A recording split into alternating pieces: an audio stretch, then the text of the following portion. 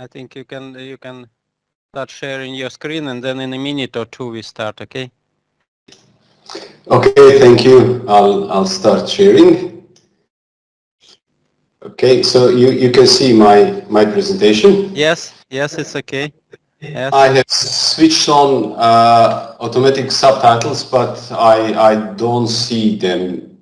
You don't see them either, right? Yes. Me too. Yeah.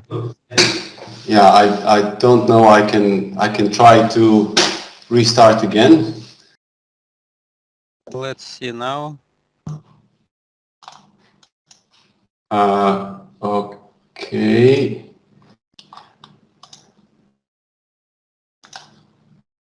Screen.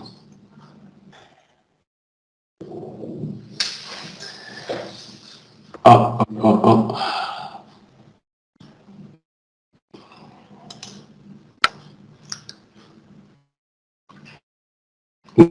No, it. You cannot go to full screen. No, I don't Ah. allow. Let's try again. Okay. Yeah, do you see the full screen? Yes, we see full screen and we see subtitles, I think. Yes. Okay. Then let's start. The floor is yours. Thank you. Yeah, thank you. Good morning to everyone. Now we will have two presentations, and after given from my side, and after that we will have exercises on measurement uncertainty. We will give a break for your calculations, and after that my colleague Igor will give the third presentation, and then he will give you some materials for exercises. So my first lecture is measurement uncertainty. So perhaps you have heard for Seagal's law. It is not Steven Seagal, it's some different Seagal. And the law says a man with a watch knows what time it is. A man with two watches is never sure, because you don't know whether it is 12:37 or 12:35. The man with one watch is apparently certain about the time or about his measurement result, although he can't really be sure he knows the right time. He merely has no way to identify error or uncertainty. The same applies if one sample is tested only once. We are never sure whether there is an error in our result or not. Some laboratory samples, particularly those that are very important, they are occasionally tested in duplicates. Yet there is still uncertainty. You don't know which one is proper and which one has an error, or both of them has an error. So it is impractical, and it is not feasible, and it is extremely expensive to test each sample many times. Instead of that, measurement uncertainty is determined during verification of our method, and then we can be more sure in our result. Once it is determined, measurement uncertainty is used for the interpretation of our results. So in case with the man with one watch, after he has determined measurement uncertainty of his watch, he will say something like, I'm 95% sure that now it is between 12:32 and 12:38 o'clock. Why measurement uncertainty occurs? There are many causes contributing to the results variability, starting with nucleic acid extraction, reagent pipetting. We will say more about that in the second lecture. Then instrument calibration, also reagents, etc.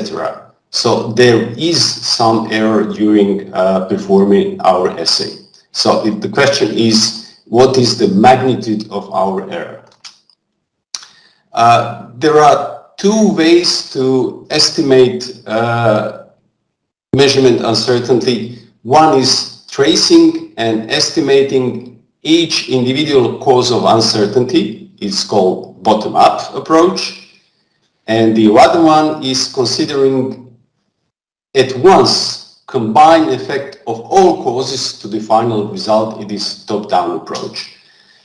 Bottom-up approach is practical for analytical laboratories, for example, chemistry laboratories, where they will analyze every cause of the instrument, of the standard, of the pipette, etc. So they will calculate each, and then they will know what is the total amount of measurement uncertainty. But for diagnostic laboratories, top-down approach is much easier and practical.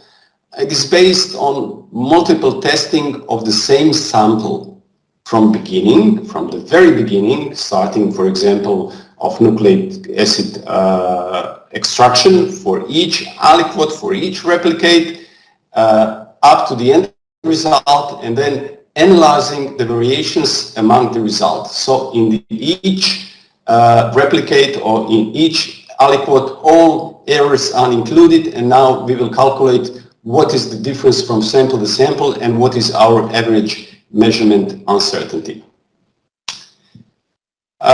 This concept of measurement uncertainty does not apply to strictly binary results that are positive or negative. So we have a qualitative test, then we cannot measure, we cannot estimate measurement uncertainty. So why we need to know measurement uncertainty if we express our result as qualitative, for example, in real time, or even some ELISAs, we express it as a positive or negative. So why do we need to know measurement uncertainty? So if you remember this graph from previous lectures, you remember that we have a cutoff value, and some really uninfected animals, they will give, for example, inhibition in ELISA over cutoff value.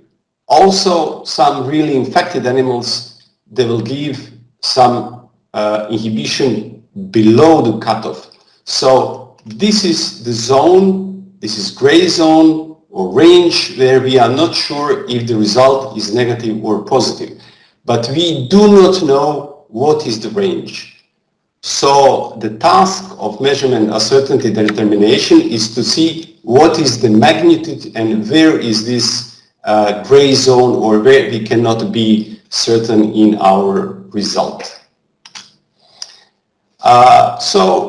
We said that we have to repeat testing of the same sample several times, at least 10 times. So it is preferably used low positive samples, very close to the cutoff value. But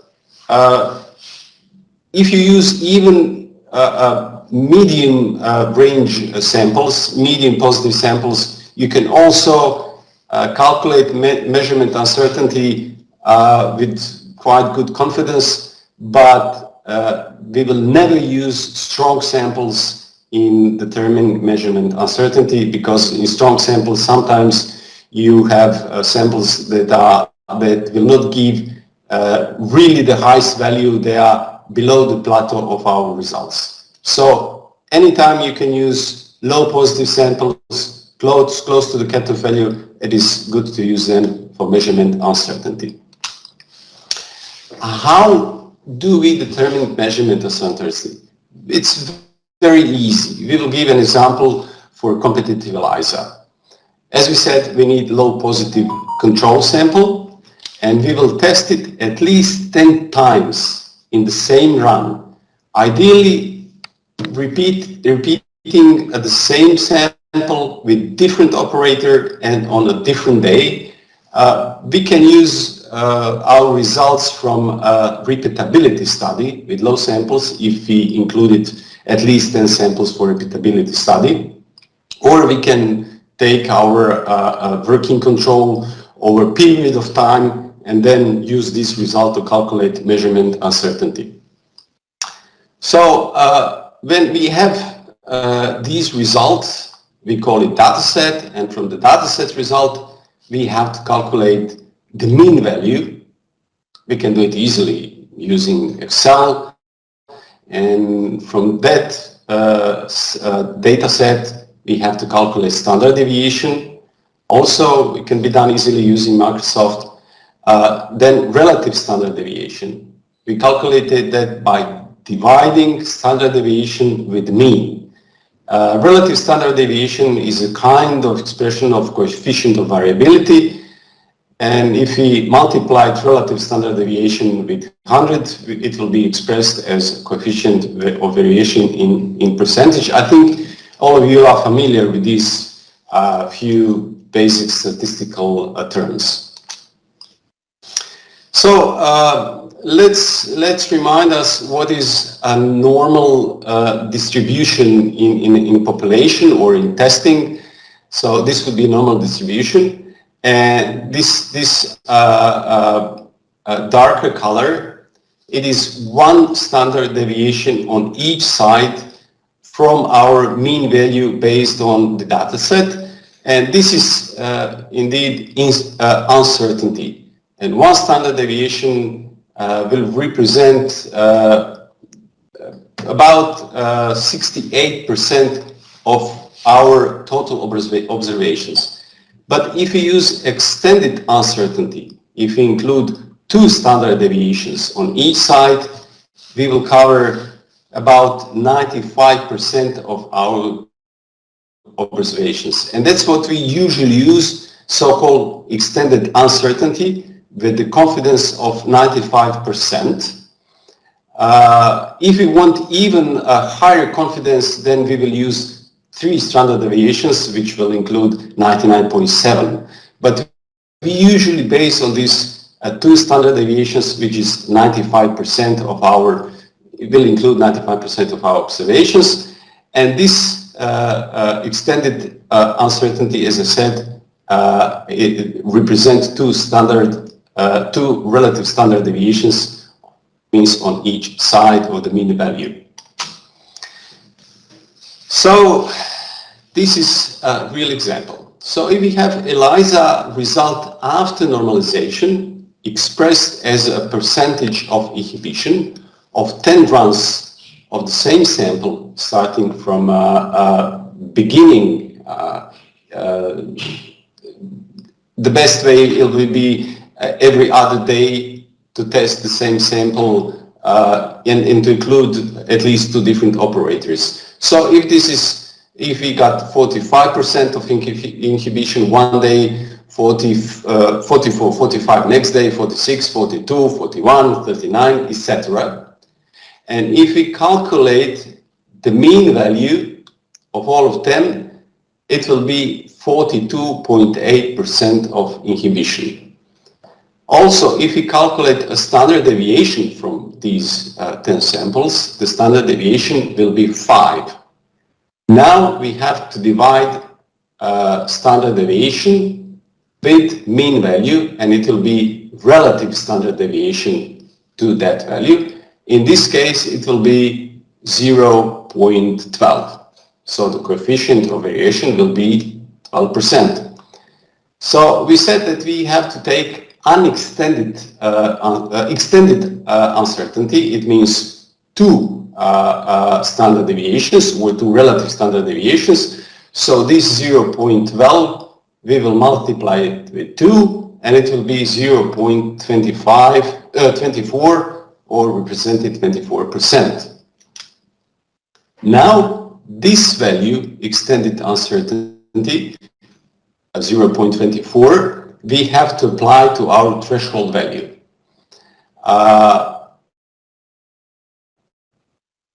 It will be done by multiplying cutoff value with 0.24, which is extended uncertainty. And let's say that in our case, the cutoff value is 40%. Now, we can be sure at 95% confidence that our cutoff value is 40% plus minus 40 multiplied with 24. In this case, it will be 9.6.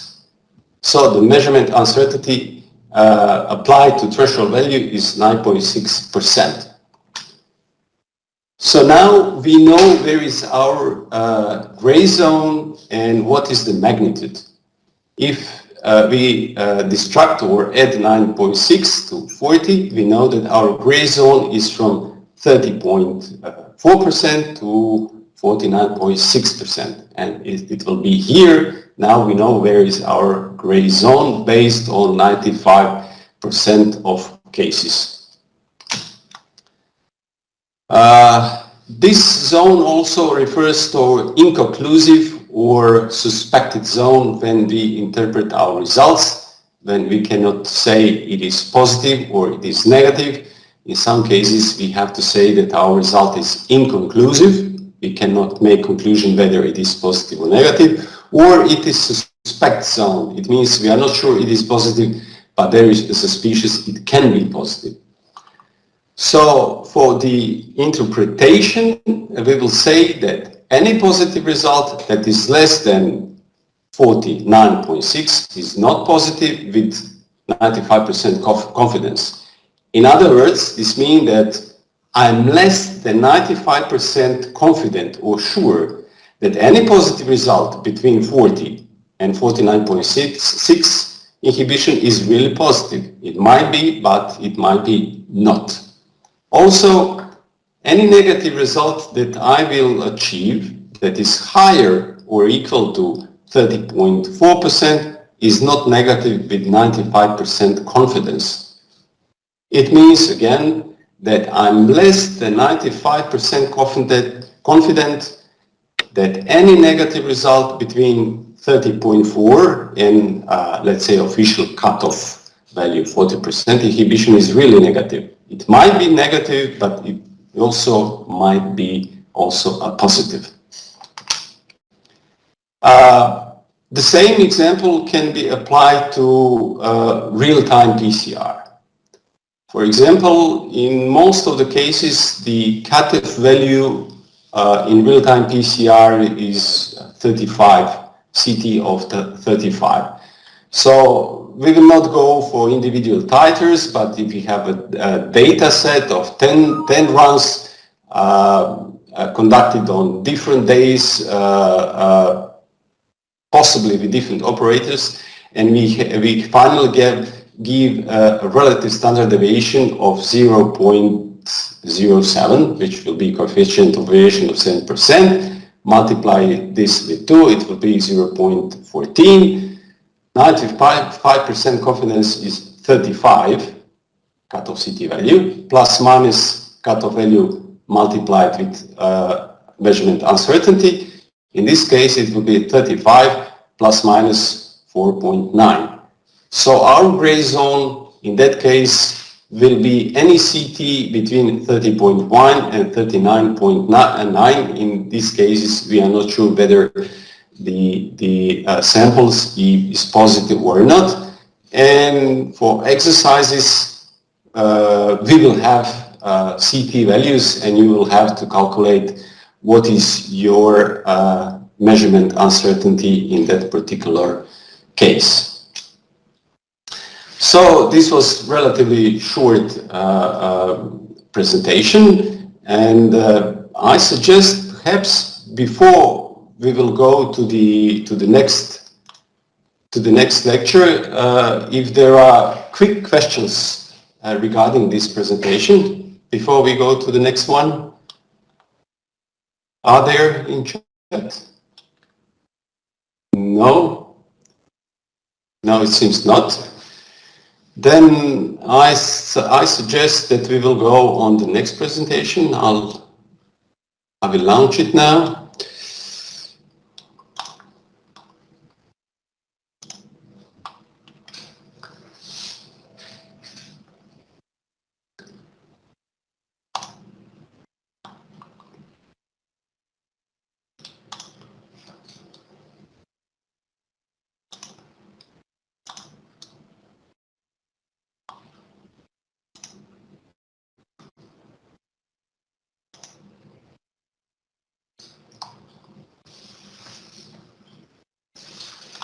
It doesn't work. Okay, let's try again.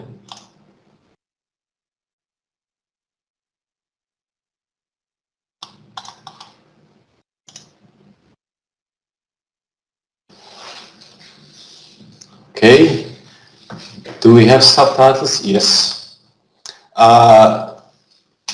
Do you see? Can you see it?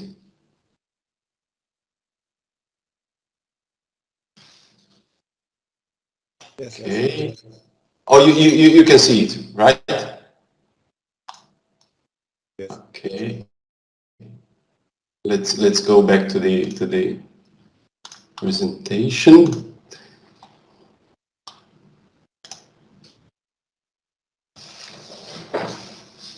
Okay. The next presentation is indeed combination of two topics. It is robustness. What is robustness?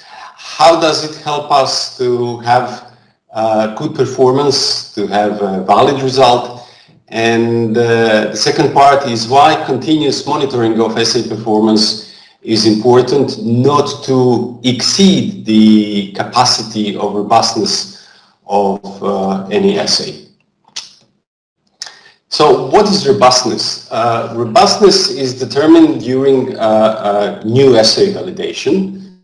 Of course, you can test even validated assay robustness in your laboratory, but the definition is the robustness or ruggedness of an analytical procedure is a capacity to remain unaffected by small but deliberate variations in method parameters and provides an indication of its reliability during normal everyday use.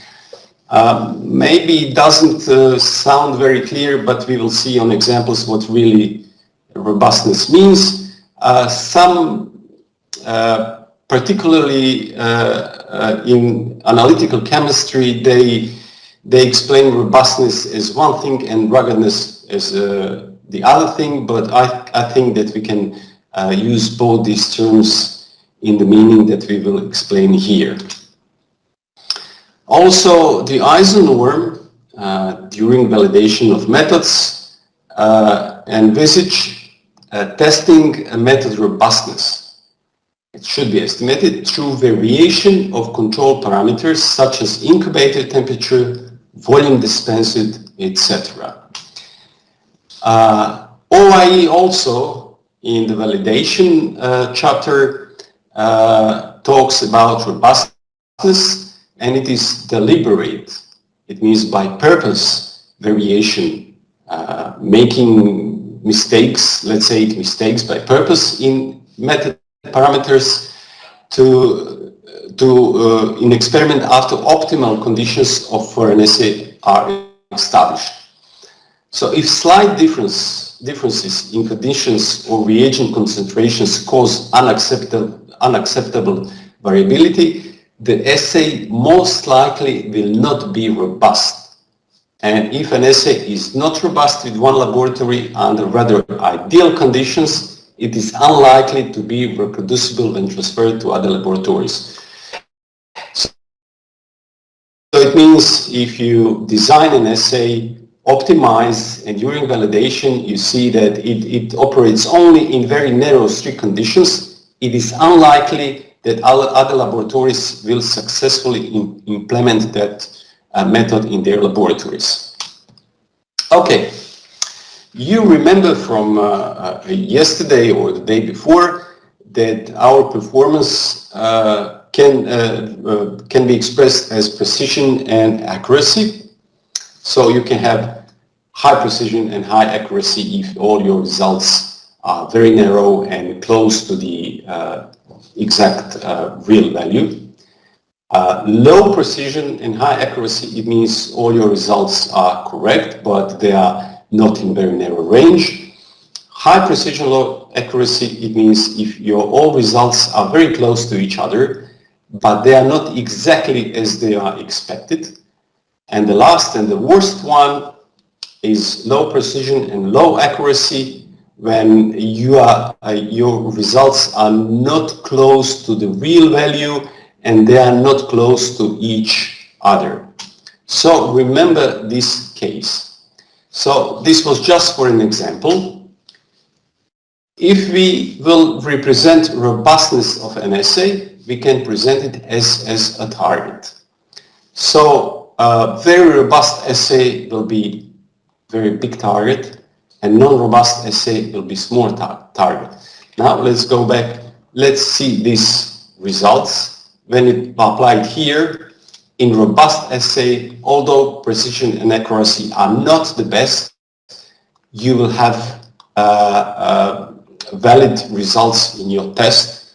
On the other hand, if the test is not robust, then none of your testings will give a valid result. This is an example of a robustness of the test. So we were developing in-house tests for PCR for genotype 7 of Newcastle disease. As you know, genotype 7 currently causes pandemic in the world, and we have mandatory vaccination. So in a flock which is vaccinated, and if there is genotype 7 virus, it is difficult to get a good sequence of the field virus, because vaccinal virus will interfere. And for that purpose, we were developing in-house a test that will, in PCR, will react only with genotype 7 Newcastle disease virus. In that case, we designed primers, and during optimization, we use them on different temperatures in range from 50% degrees Celsius up to 60% degrees Celsius for annealing temperature in our PCR. So what we got here very good result in temperatures from 52 up to 60%. Here still positive result, but much weaker. And this is quite a large range. So as you know, if the annealing temperature is higher, then primers will be more specific. So now we could use all these temperatures to test with genotype 2 and genotype 1 Newcastle disease viruses, which are, all vaccines are from these two genotypes. So if they are negative and low temperatures, we have good diagnostic specificity. And now we know in our test, if we put annealing temperature here, somewhere in the middle, something like 56%, the test method, the PCR, will work very good for genotype 7 viruses, although it can be variation up to 4 degrees lower temperature or high temperature. So if someone wants to implement this method in his laboratory or her laboratory, then if thermocycler is differently calibrated or adjusted, if there is difference in 1-2 degrees, they will still have positive result as we had in our laboratory. On the other hand, this is candidate B, again for genotype 7, but different primers. And in this case, you can see that positive result was only achieved between 54 and 56 degrees centigrade. So any variation to the lower or higher temperature will not give positive results. So this test was not so robust, for we decided to go for the candidate A. I think that you now have an impression what is robustness of the test. So in ELISA and PCR, one of the most probable accidental variation, we are not talking about deliberate variation, but accidental variation is in volume dispensed. It's either due to imperfect technique, not properly calibrated pipettes, if there is a poor quality of tips. So even robust assays will not tolerate larger variations. You can see here, if you dip your tip, immerse your tip too deep, then on the outside of the tip there will be also some reagents, and you will take out more than it is supposed. So it can be up to 5% error. When you are aspiring, if you are not enough deep, if you are not careful, you will aspire air, so you will have in your reaction less reagent than it is supposed to be done. And also, I think you know that each time you have to pipette something with new tip, you have to aspire to make tip walls wet, and then to dispense, and in second time you really take the exact volume you want to take. So a lot of technicians, they just skip this step just to make it wet from inside and then to pipette. Also, especially in PCR, there are very small volumes. When you aspire, you may not touch tube walls, but when you dispense, if there is a small volume, then you have to touch tip of the tip to the wall, just to be sure that everything dripped out, that you take everything you needed. These are just examples how easily you can make error in pipetting. So this is a real life example of a robust assay, and it was Spackman et al. Based real-time PCR for detection of influenza A. It's used in many laboratories over 2 decades, and it has shown in all laboratories to be very robust, tolerates even errors like pipetting. And this is our form for recording positive control values, or working standard values. We still have it in paper form because everything has to be signed, and it is consisted of 2 parts. Here are numerical values of each test run, and here is a graphical presentation of these numerical values. And I think that you also have control cards and you are familiar with this. So if we go here, you have for every run, you have recorded CT value. In our case, it's called CP according to the machine we have. And here is a graphical representation with marked range where the result is acceptable. This is 2 standard deviation when we were measuring repeatability and our measurement uncertainty. What else is important here? Yes, everything happened, this example happened in November 2020 during COVID-19 lockdown, when there only 1 person per lab was allowed to work. And in that case, we have major avian influenza outbreak. 1 big turkey farm has to be depopulated, and we have to test everything in radius of all poultry in radius of 3 kilometers. So if you see here, every test was on a different day. So during 1 run per day, 1 person preparing samples, extracting RNA, performing real-time PCR, all values of our working standard or positive control were acceptable. Then more samples came in our laboratory.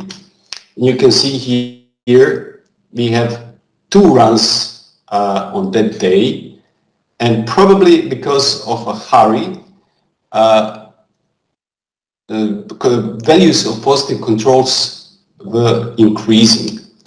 And the next day we had a laboratory full of samples for testing, And you can see here on the 1st of December 2020, the person tried to perform 4 runs on that day. And you can see that here positive controls were very close to the acceptable range, what means that the test is close to be compromised. And this was warning, and of course the next day it was reduced for 1 run, so only 3 runs. It's not only, but less than 4 runs tested with more care, and then positive controls came into normal value. So increase in these CT values most likely, but I'm pretty sure that they are due to imprecise pipetting because of the hurry, because skipping the step of wetting the inside wall of tip, or aspiring some air instead of the reagent, etc. Yet the CT values, because of the test robustness, they remained within the acceptable range, but we were continuously monitoring our assay performance, and we saw that something is going to be wrong, and corrective actions has to be taken. So we didn't have to repeat all those 4 runs, otherwise then we'll be very behind the time we have to give our results to the veterinary authorities. So this was just an example, and I hope that you get my message in this presentation. So thank you for that. So I think that now we may have questions. Have we? Yeah, Dr. Savage? Yes. There is one that I saw here from Sudan, Dr. Osman, who was asking a few minutes ago whether the cutoff difference, the cutoff is different from one country to another for the same disease, according to what you say. I think it's even more than that. I see the question. It means that the cutoff differs from country to another for the same disease. No, the cutoff value is determined by the assay designer. If you have ELISA and in instructions there is 40%, then it is 40%. If you have real-time PCR and if the cutoff is 35 CT, then it's 35 CT. But in your laboratory, in your hands, in your equipment, you have to see what is the magnitude of error that it happens in your laboratory. Then that error you have to apply that known cutoff value. If it is 40%, then in your laboratory it can be plus minus 5%. In my laboratory it can be plus minus 9%. That's why you have to determine what is measurement uncertainty in your laboratory for your particular conditions. Well, I hope this is clear.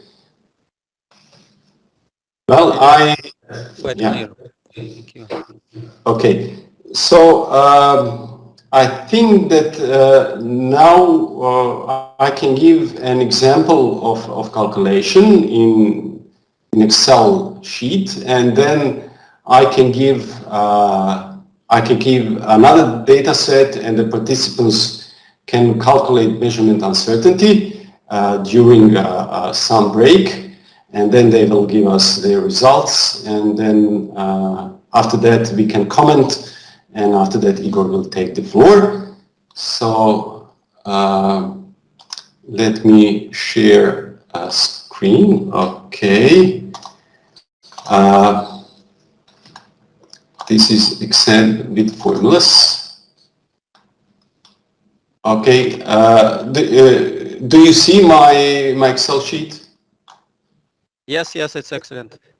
Okay, so I don't see you, but it's important that you can see this. Let's make it a little bigger. Well, here I already included formulas, but it can be calculated by a calculator.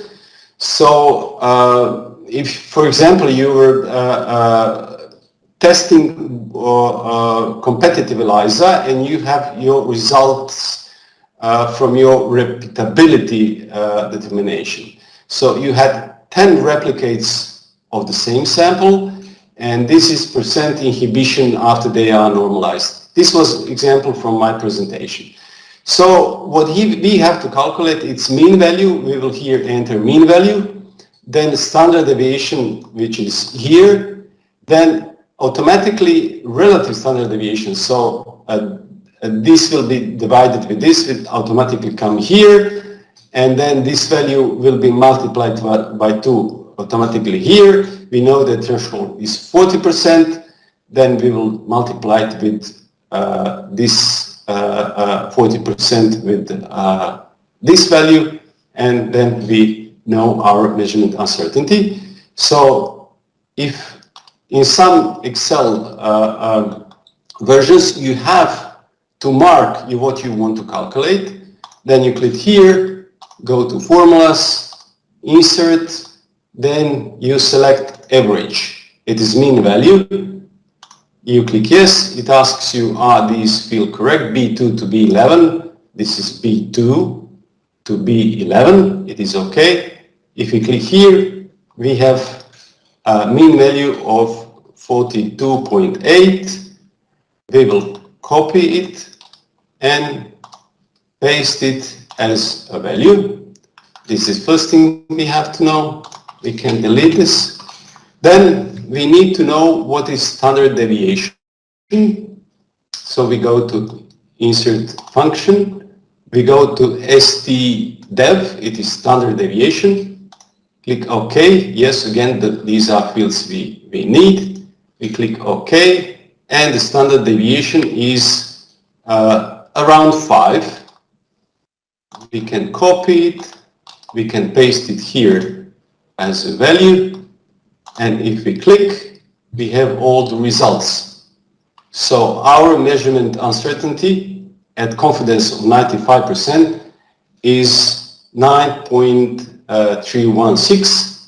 So we'll put here that our result can be based on 9.32. So everything that is above 30.1, we are not sure whether it is positive or negative, and everything that is above 49.3 also cannot be sure whether it is positive or negative. I hope this is clear. This is not very complicated mathematical operation, and if you have recorded these formulas, then I'll give you. So first, are there any questions regarding this calculation? Are there questions? Well, there are several questions, but let's have a look at them. Maybe they are relevant to the tasks that we are going to give them. Well, let me read them now. First one is from Indonesia. Thank you Yes. for the talk. How to determine the cutoff value if we use synthetic positive control? Well, the same principle. You have to adjust your synthetic positive control to low positivity. And then you make at least 10 aliquots, and you run these 10 aliquots in 10 times, and then basically is the same. You take cutoff from the test description, and then you apply your measurement uncertainty to that. Okay, more questions? Okay, then the next one is from Nigeria. In the two PCR examples you showed in your presentation, what is repossible, I don't know this word, for the robustness of the assay, the organism or the conditions? Well, do you understand this question? Let me try to read it. 841 timing of this question. Dr. Teki. Teki? Aha. Yeah. In two PCR examples you showed in your presentation, what is repossible for the robustness of the assay? The organism or the condition? Okay.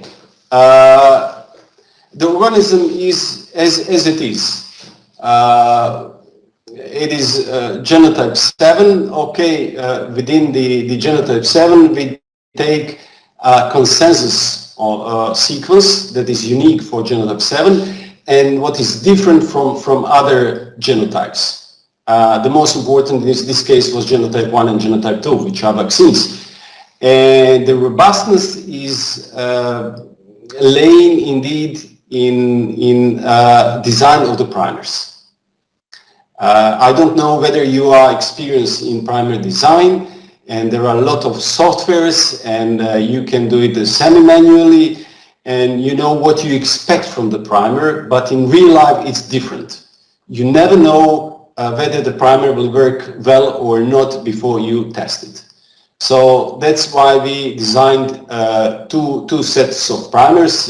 I call it candidate A and candidate B, and we have to test it, and candidate A has shown to be much better, although the same organism was used to test these two sets of primers. Okay, the next question is from Kamilika. From when getting antibody levels in animals against vaccination, how to give cutoff protective animals depend on the amount of antibody present in the body?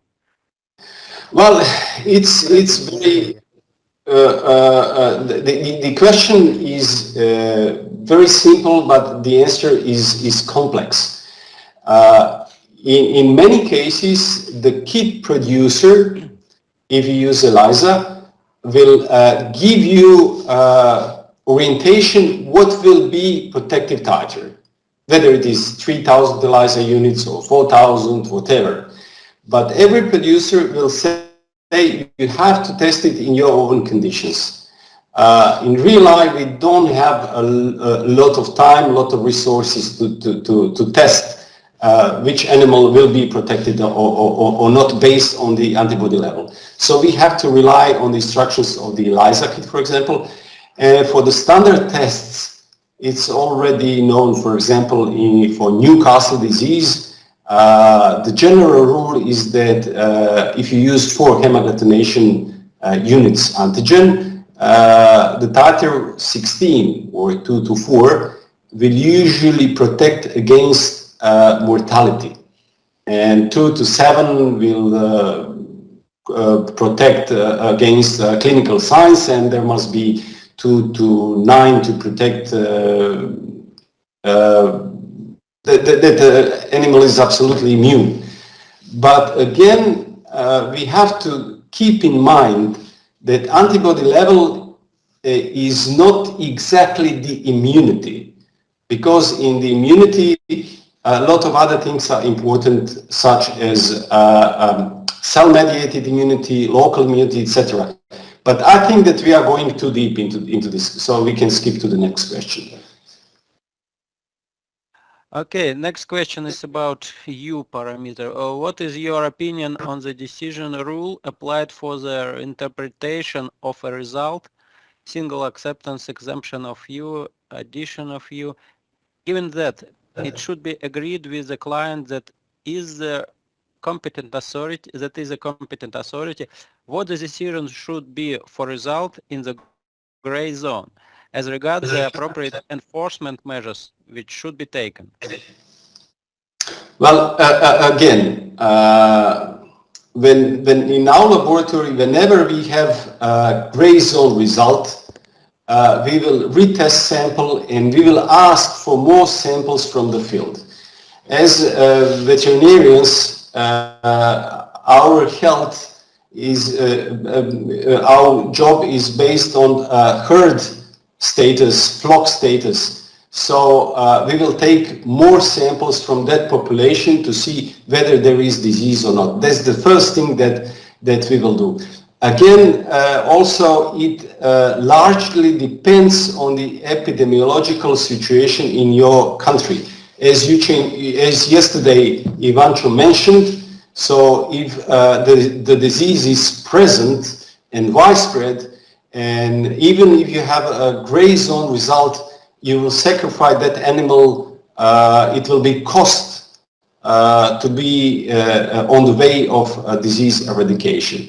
But if there is no disease, if this was a first case, then absolutely a large set of additional samples should be taken and additional tests should be also considered to for testing of these samples.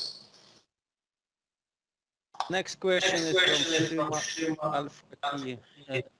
We have commercial ELISA, it's a quantitative ELISA, but we had doubtful results in a range between 2 cutoff points, so we must measure UN, and how? So we have commercialized it's quality. Okay, the result expressed as a qualitative, but optical densities are quantitative. And you have doubtful results in range between 2 cutoff points. 2 cutoff points. So there are 2 cutoff values. Some ELISAs they give the range of that result. So we must measure. Yes, I would test. Yeah, that's a difficult question. Igor, do you have any suggestion?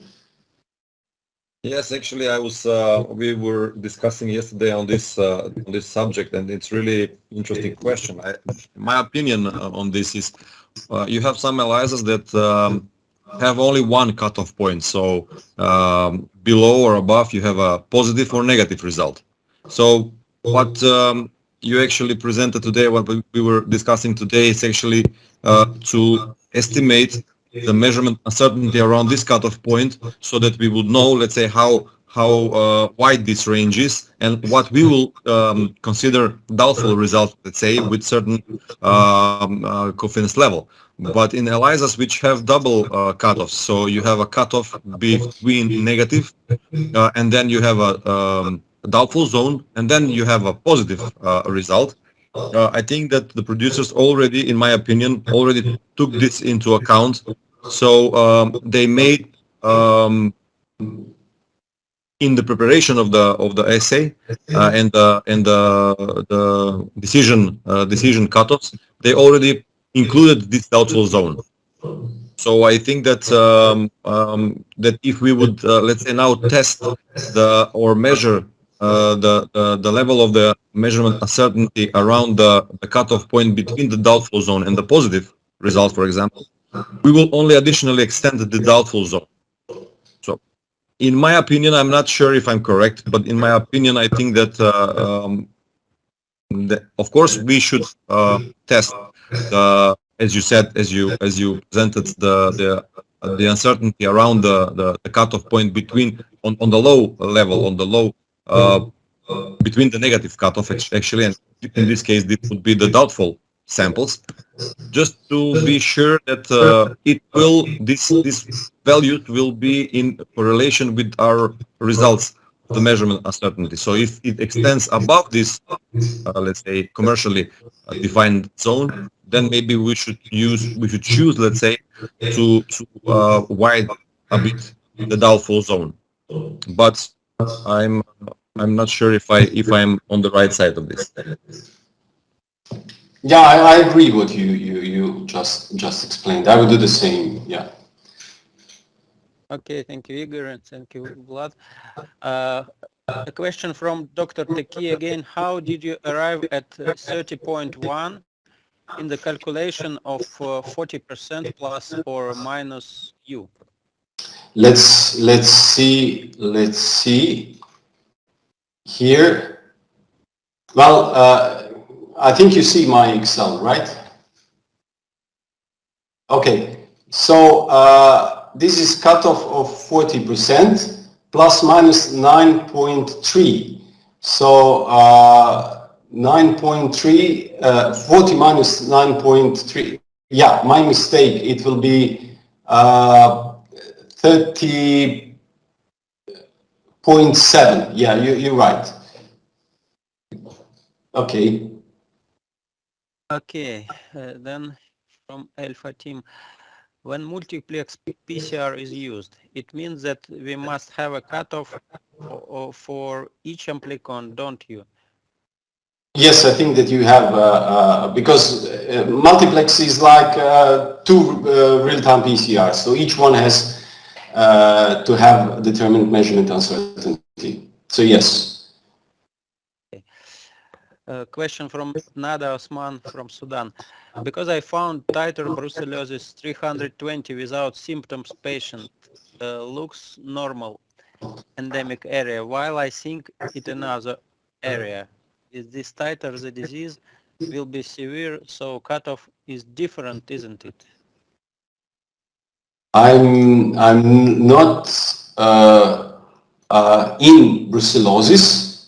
I do not know, does it refer to brucellosis? So Isam knows more of our lectures about brucellosis to give answer. Yes, I think Well, I think that I replied to this question. I don't know, not yesterday, maybe the day before. I'm not sure. However, in this case, in this particular case, the colleague asked if this titer would be different in clinical interpretation of whether the person is ill or not, which is a bit different than the interpretation of the results based on the epidemiological situation in the country and the use of certain assay, in this case, for example, let's say ELISA, in different contexts. This is what we have discussed. And for brucellosis and these titers, there are generally, I'm not also familiar with the exact values of these titer values where you should, let's say, declare positive or negative, but it also depends, and it should be used in the evaluation or and consecutive follow-up of these results. So by parallel serum, so to see if the titers rises or falls down.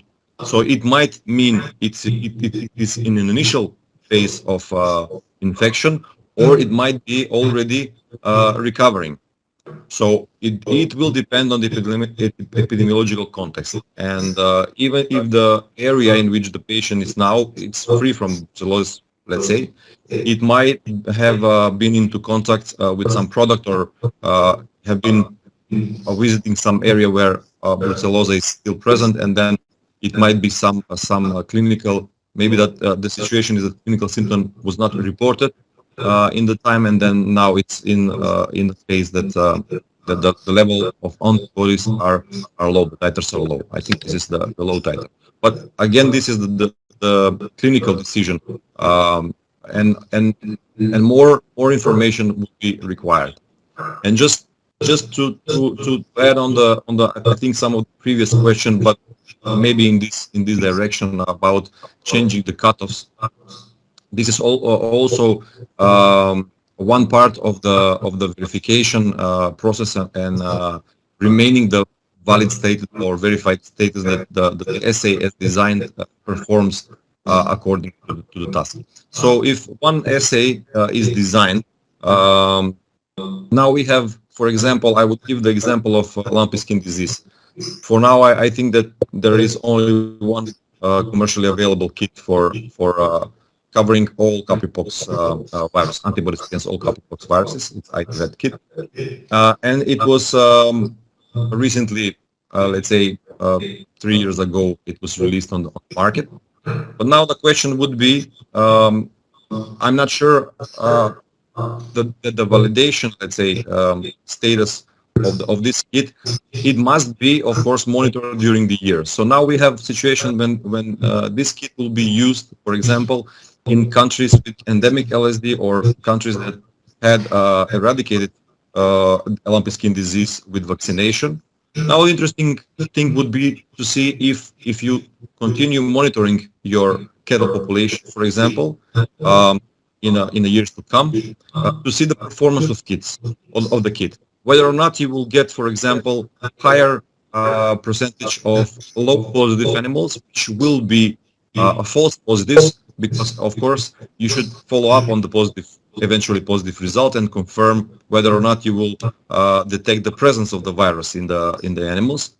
And if you observe such, let's say, tendencies, that's because of some reason which was not able to be evaluated during the development of the assay, you have increased number of these false positive, low positive samples, animals. Then you might consider doing the revalidation of the test or verification of the test using your samples, and then to decide to increase, for example, the cutoff value based on this result.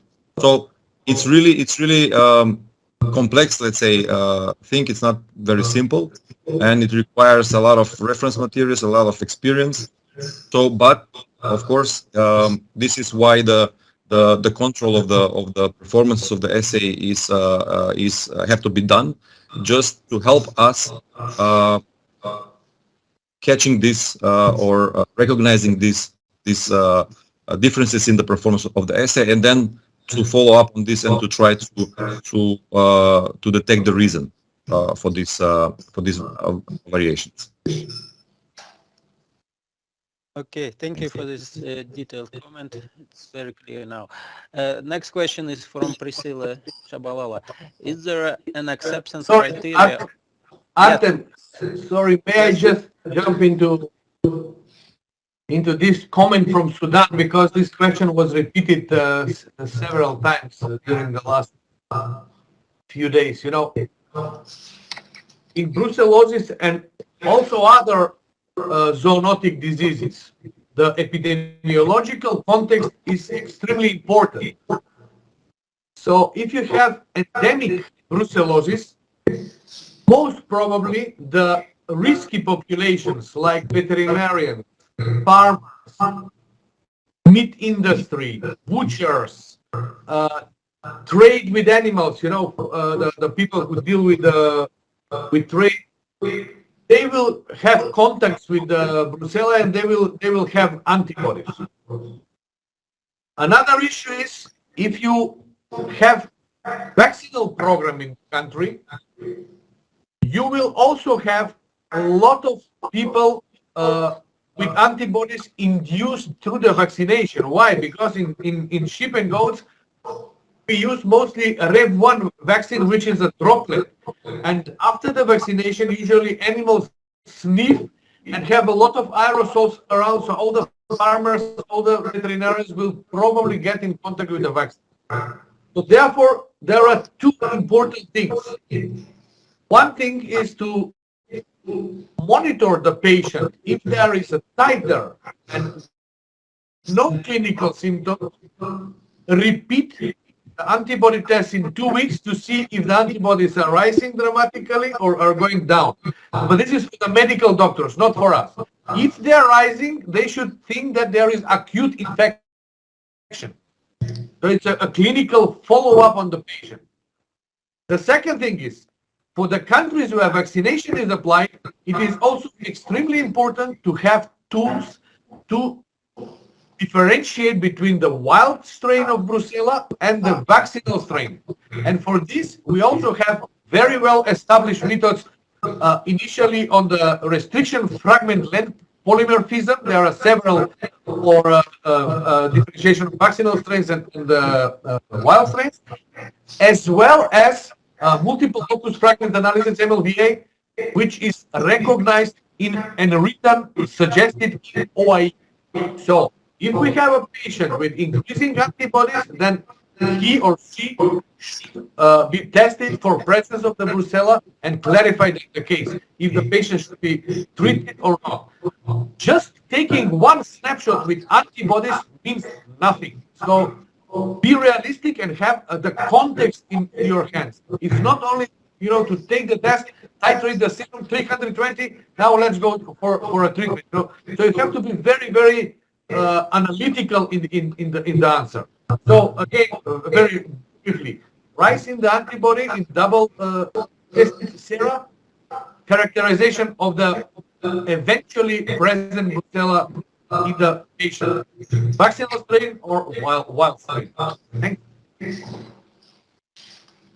Thank you, Ivancha. So let's get back to question of Priscilla. Is there an acceptance criteria or limit to the value of the MU that if that level is surpassed, then the test performance is not acceptable? Well, there is no acceptance criteria. Measurement uncertainty just let you know how precise you are. But if your measurement uncertainty is large, very huge, then you don't need a test. You can just randomly say, yes, this one is positive, that one is negative. So the large measurement uncertainty test with large measurement uncertainty is not applicable in the field, but there is no particular criteria that just let you know how precise you are in your tests. If I may add to the comment, yeah,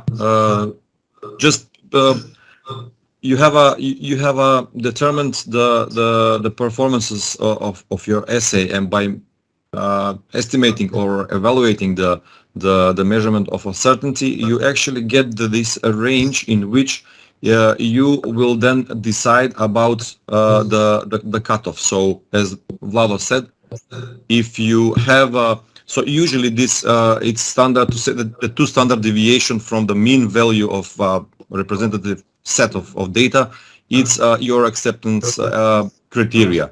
For example, if you determine that I will take the PCR example. If you take that the value of your, let's say, positive sample is 31 CT, and you measure the certainty level around this point, and you determine that is 1 CT, then you will say, okay, if this control that should be 31 give me 32 or 30, it is acceptable. If it's 33 or 29, something is wrong with the test. So this is the meaning of this of assessing or determining the measurement acceptability. Thank you, Igor. Next question is from Jennifer Ravila. In real-time PCR, we include extraction and PCR, weak and strong controls.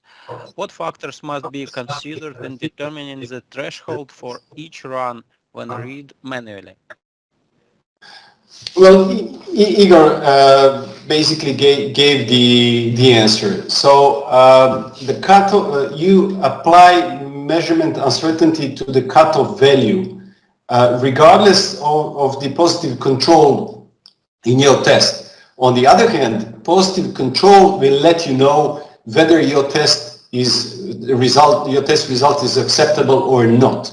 You have to determine the range of your strong positive control and range of your weak positive control where to be, as I gave example in my second presentation. So if your positive control is out of the expected range of the positive control, then the test is not valid. And for the samples that are close to the cutoff, have result close to the cutoff, then you have to apply measurement uncertainty to the cutoff value.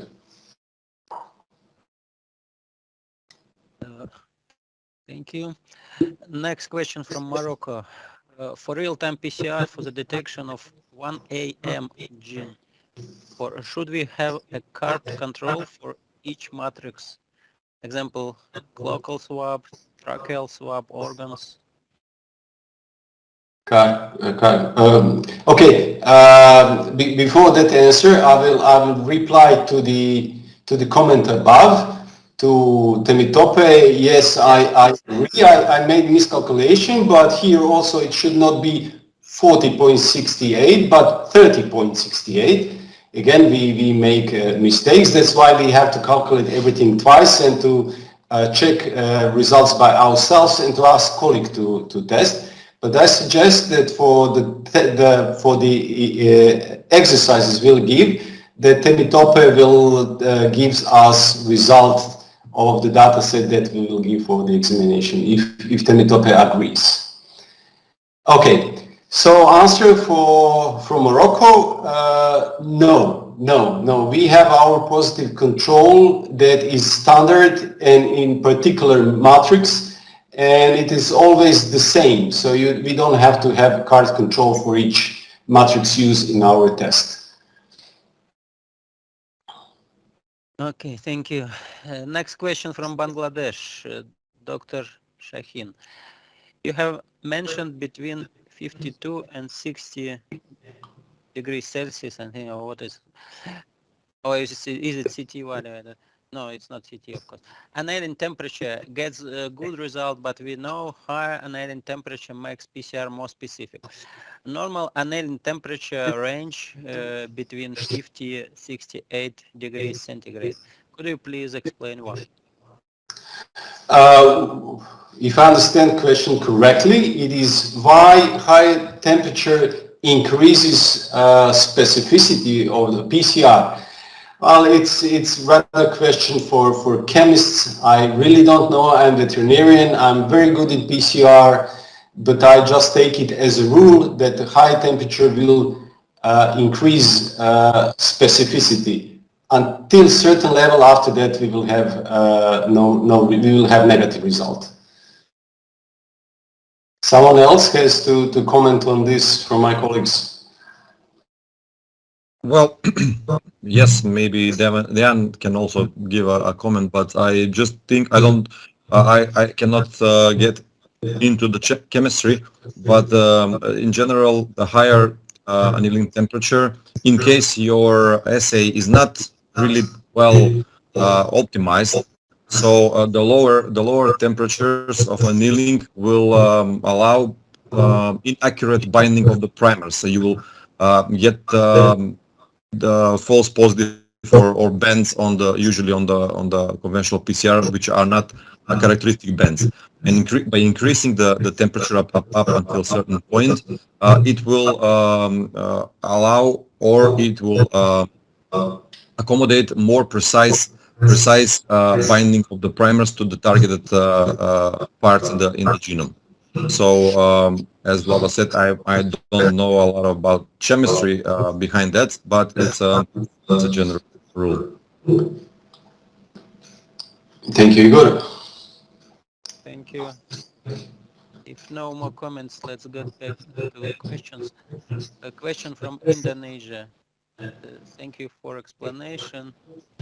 There are two questions. One, for qPCR, is it just enough with one cutoff value positive and negative, or need two cutoff positive, doubtful, negative?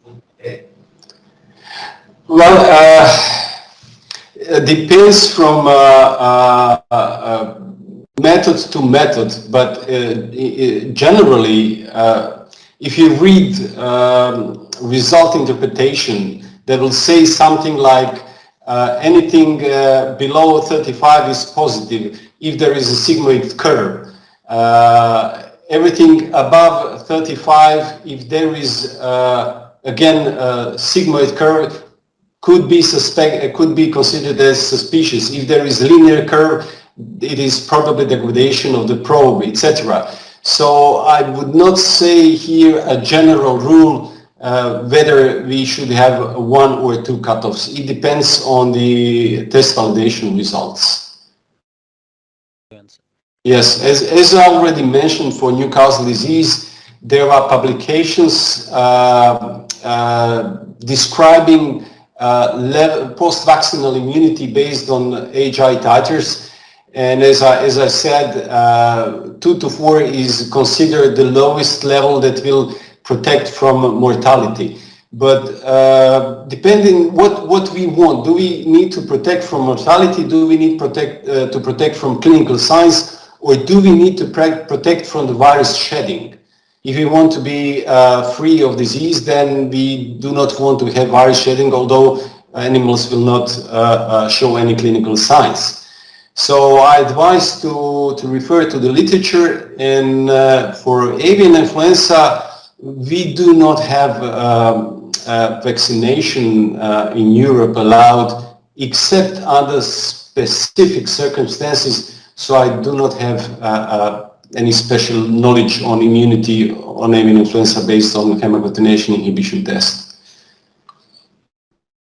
Okay, I think that time is going on, so I suggest that we continue with questions. Okay. Okay.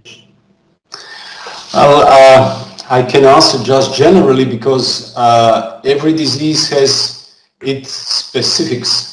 Like brucellosis has probably African horse sickness also, which I just know about the disease. But I assume that the same cutoff value will be used each time, but I'm not sure about that. If someone knows more, let us tell. Okay, we have one more raised hand. Now Dan will try to give the floor to him. Okay, Shanin Alam, I enabled your microphone. This is Dr. Shahin Alam from Bangladesh. So Hello. I would like to know, in our country we are practicing ELISA to know the level of antibody just after vaccination and before vaccination. In case of animal, either this one is PPR or FMD or any disease. But here I would like to know, is ELISA is an appropriate test to detect but to determine the titer that contains the protective level of antibody in animal? How can I confirm that my animal is carrying the protective level of antibody? Is ELISA is the perfect test to determine the protective level of antibody? Well, I didn't hear what disease we are. You know the PPR, Pestis dispetis ruminants. This is the disease of small ruminant, PPR. Yeah, PPR. So I would like to know, or I would like to determine the antibody just after vaccination of this PPR vaccine.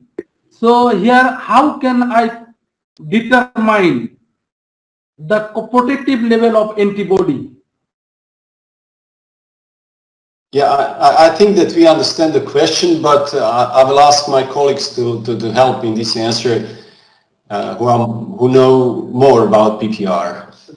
One important thing, in our country we are also practicing virus neutralization test. If we find out the viral, that means neutralization index, if we get the neutralization index greater than 16, then we can confirm that our animal is carrying protective level of antibody. Can you please hearing me? Yes. We can hear you. Yeah, exactly. As we stressed, as we discussed, and mentioned very well, using the virus neutralization test to determine the level of protective antibodies in an animal. So ELISA, strictly speaking, if it is designed for this purpose, then you could do it. But if the ELISA it's only to detect the antibodies, so the point is to give you the qualitative answer at the end, whether or not the antibodies are present. Then you could not use it in such a way. Or if you have a standardized serum in which you know exactly how much antibody titers you should have. Definitely, how much? Yes, and then you can use this maybe to interpret the results of the ELISA in such way. But again, the assay development, the design of the assay is predetermined in the development phase, whether or not the assay is foreseen for the evaluation of the protection level of the antibodies. So you must have a reference material with known titers, let's say, with a known minimum level of protection antibodies, and then to run a range of testing to see the stability of the assay and performances, and to establish, let's say, the cutoff point or the value in your ELISA with regards to the, for example, virus neutralization test. So this would be a way you can use, but you must test it very frequently in a large sample panel to be able to determine whether or not your results will give you the same results all the time, and will it be useful for this kind of purpose, because it was originally not designed for that purpose. Thank you, sir, for your nice explanation. Welcome. Thank you for questions. Next May I question. just add something? Yes. For the colleague from Bangladesh, the positive signal may not correlate with the protection status. In most of the cases, this is a question for many diseases. It is different. For example, in foot and mouth, this traditional liquid phase blocking ELISA, Yes. the screening dilution is 1 to 25 as far as I can remember. But the protective titer is double or triple that titer. So if you want to screen for protective antibodies, you do not screen with 1 to 20 initial dilution, but you screen with 1 to 50 or 1 to 75. I'm just not the exact numbers. Okay, take care. So you have to check again in the literature or some result. Okay, sir. I'll check. One more thing. In most viral diseases, the protective titer is correlated with the V and T. So you need to have virus neutralization test and then say, okay, this is now the inhibitory titer or not. That one is published in some papers. I just checked now. There are several papers on investigations on the protective titers of the PPR after a vaccine. So there is one from 2014, 2020, and so on. So just try to search protective titer PPR on NCBI. You will get plenty of articles. Thank you. Thank you, Ivancho, for your comment. Thank you, sir. Thank you very much. Thank you. So now question from El Fatim. In real-time PCR, the value delimiting the gray zone depends on the initial quantity of the starting matrix. Does this mean that we must associate the cutoff value with the concentration of starting material?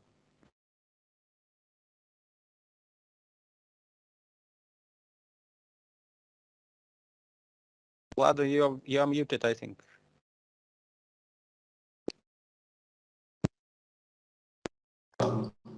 Yeah. Thank you. Well, I'm not quite sure that I understand the question, but if you have tests that you verified in your laboratory, then you know precisely what is the amount of sample you are going to extract RNA, DNA, and then you know exactly what volume of extracted RNA, DNA goes to the master mix. So the result will be either high positive, low positive, close to cutoff, or negative. So I don't see any reason that we associate the cutoff value with the concentration of starting material. Does someone else have different idea? No. Well, Okay. Okay, good. Please. No, go on. Well, cutoff value is specially made for low positive sample for limit of detection. So there is no point making cutoff value for high positive samples. You are considering uncertainty only in cases when you have very small number of virus or bacteria in your sample and you're not sure if it's positive or negative. That's my answer. So yes, actually the answer would be the same from my side as well. The answer actually is no. And this is because when we talk about cutoffs, actually, we mentioned this in the previous days in the presentations when we discussed about analytical sensitivity of an assay. So you have an assay which is designed to detect certain, let's say, virus. And you have a reference material knowing exactly the quantity of this of the virus inside, or the copies, or just simply the CT value, let's say. And then you test this sample. You make a standard calibration curve. You have you prepare a dilution series, and up until the extinction. So up until the point where you have your sample dilution series negative. So the last dilution series in which you will have, and we said that you should perform this all the samples in the dilution series in triplicates. When you will have all three samples positive, it can generally you can generally say this is my cutoff point. So, and this is actually the limit of detection. So beyond this, the smaller amount than in this point, my assay cannot detect. So regardless of the starting point in each unknown or testing sample, you have determined your cutoff where you can say, okay, up until this point, if my results is if my curve is going up, it's sigmoidal and all other characteristics, then I can declare this result as positive. Everything beyond that point, if some amplification curve appear, it would be some background noise, some degradation of primer, or some artifact which I will not consider as a positive, because my verification study, my limit of detection says that beyond this point, I cannot get a positive result. So you determine your cutoff, you determine your decision limit using your during the verification process by determining the limit of detection. And this is where your cutoff point is. And plus you will add, as Vlado today is presented, the measurement of uncertainty around this point, and this will be your decision criteria for the final interpretation of the results. I hope I get to the point. Yes, thank you very much, Igor. Thank you. Next question is from Shahin Alam. Is ELISA an appropriate test for detection of titer protective level of antibodies?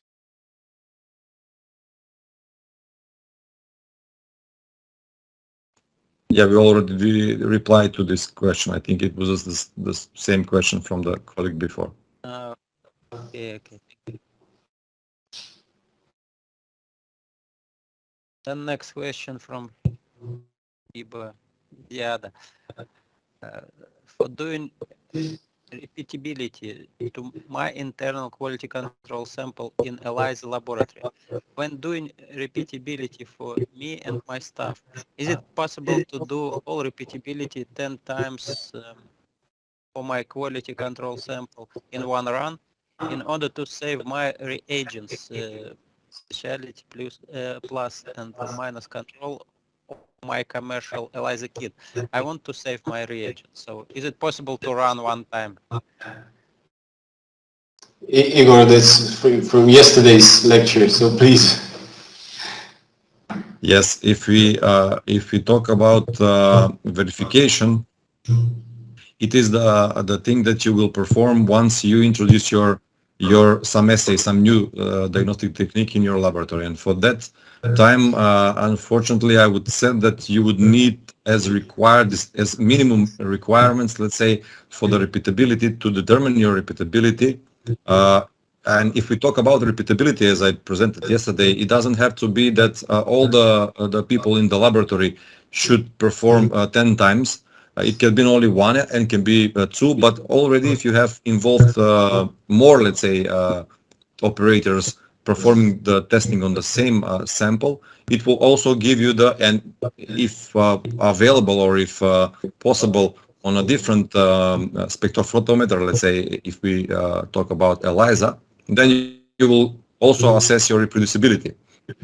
And once you determine that this method, commercial or validated method, works as it's prescribed in your hands, then after that, just to continuous monitoring of the results, you will have to do just follow up the results from the internal quality control, that we will talk about something more in my presentation today. And you don't have to perform the full scale verification as we described today. Maybe if you use, let's say, some tests very rarely, then there are many months, let's say, apart from one test to another, you should perform a bit wider, let's say, control of the or verification of the performances of the test. But for each new batch, for each let's say new shipment or even some changes maybe in the product, you should perform this verification study as it was described. So I know it's a big question about the availability of reagents, especially for the test not performed so often. But you must be sure that at least for the first time when you introduce the test, you compose or you have a good quality control samples in your laboratory, so you can monitor the actual performance of this assay. Okay. Thank you, Igor. Well, next question. Is the uncertainty measurement is large? Is it measurement of the kit accuracy or the expertise of the operator? This is Well, sincerely yeah, in the first lecture, I have emphasized that the uncertainty measure combines all things, all factors that can contribute to the different result than expected. So in a bottom-up approach, we have to analyze each cause of the measurement uncertainty in top-down, as we give an example. Then we do not look what is the cause, but we just take everything into consideration to see what is the magnitude of our error.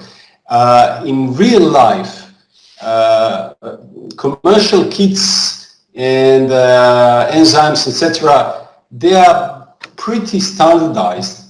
And I can tell you from my experience that variations is usually or largely due to operator, calibrated pipettes, etc. Thank you. Thank you for this reply. We have a question from Miriam from Morocco. Many thanks for this valuable presentation. Please, you mentioned in the lecture that to calculate the MU, we have to do it at least 10 times in the same run, ideally with different operator and on a different days. If we have different results, which one should we choose, and or what can we do to resolve this issue? Well, if you are calculating measurement uncertainty, you have to take all the results you achieved. You cannot exclude some outliers, because then your measurement uncertainty is not what you want to know. You have to know in each case, on each operator, on each day, what is your result to calculate what is your average error from the mean value.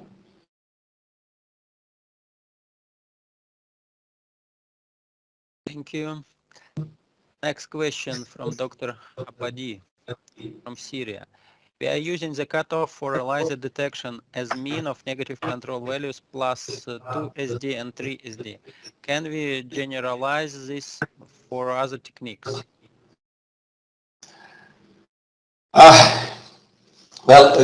Generally, two standard deviations are taken. And again, it depends what you want from your test. If you want to be more precise, then you can take 3 standard deviations. But in most of the cases, 2 standard deviations are taken as a general rule. Okay, thank you. Again from Dr. Adabi, can you give us examples for bottom-up and top-up approaches to estimate uncertainty? Thanks. Uncertainty, yes. I have commented that you have an echo from my side. I hope it works better now. As I said, top-down is that you do not look where is the error and what is the magnitude of error. You just do it 10 times and you look for the differences in each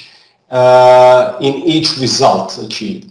Bottom-up is in chemical analysis, and they take variations in standard separately. They measure variations in instruments separately. They measure variations in pipetting separately, etc.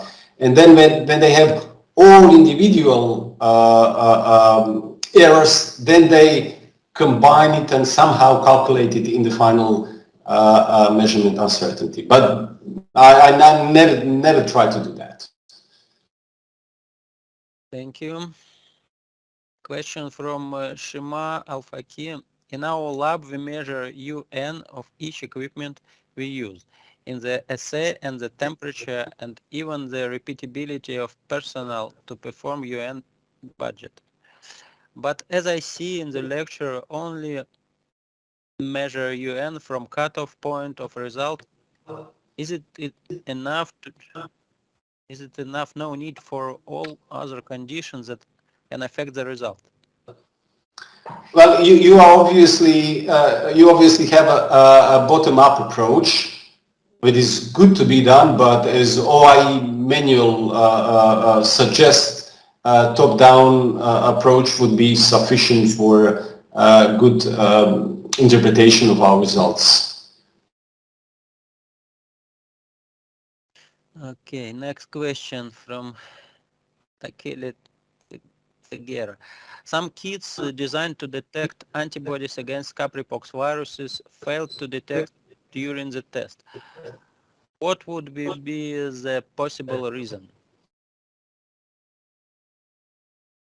Well, Dejan, I think you can give the answer. Well, I know only one kit that is designed to detect antibodies against capripox viruses. And what I do not understand completely the question, because what does fail to detect mean? In our experience, when we had vaccinated population, the cattle that are vaccinated only once get like 30% of positive animals on antibodies for capripox viruses, and 70% are negative. But it does not mean that they are not protected, because the cellular immunity plays very important role in defense from the virus. So the level of antibodies is only good for estimation of vaccination, but not the proof that animal is protected or not.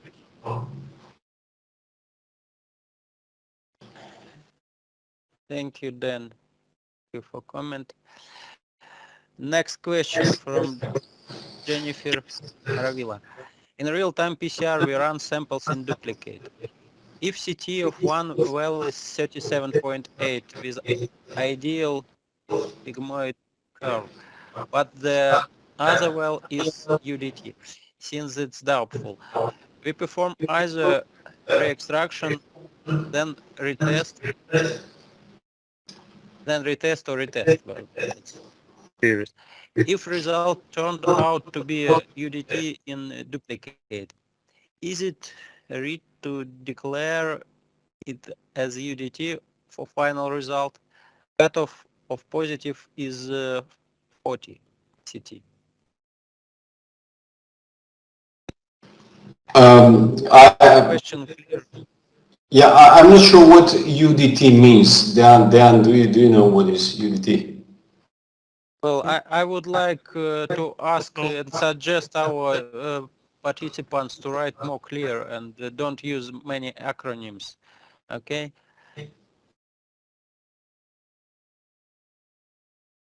Then we shift to another question, and Jennifer will reformulate her question.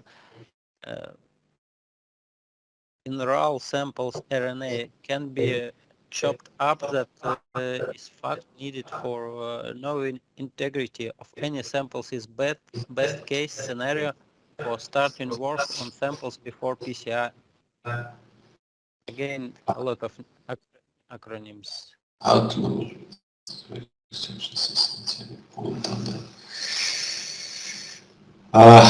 Well, I don't understand whether we are afraid of the degradation of RNA or what. I'm not quite sure. And well, how to know? Yeah, go on. How to know measurement uncertainty for extraction system? Is there any point on that?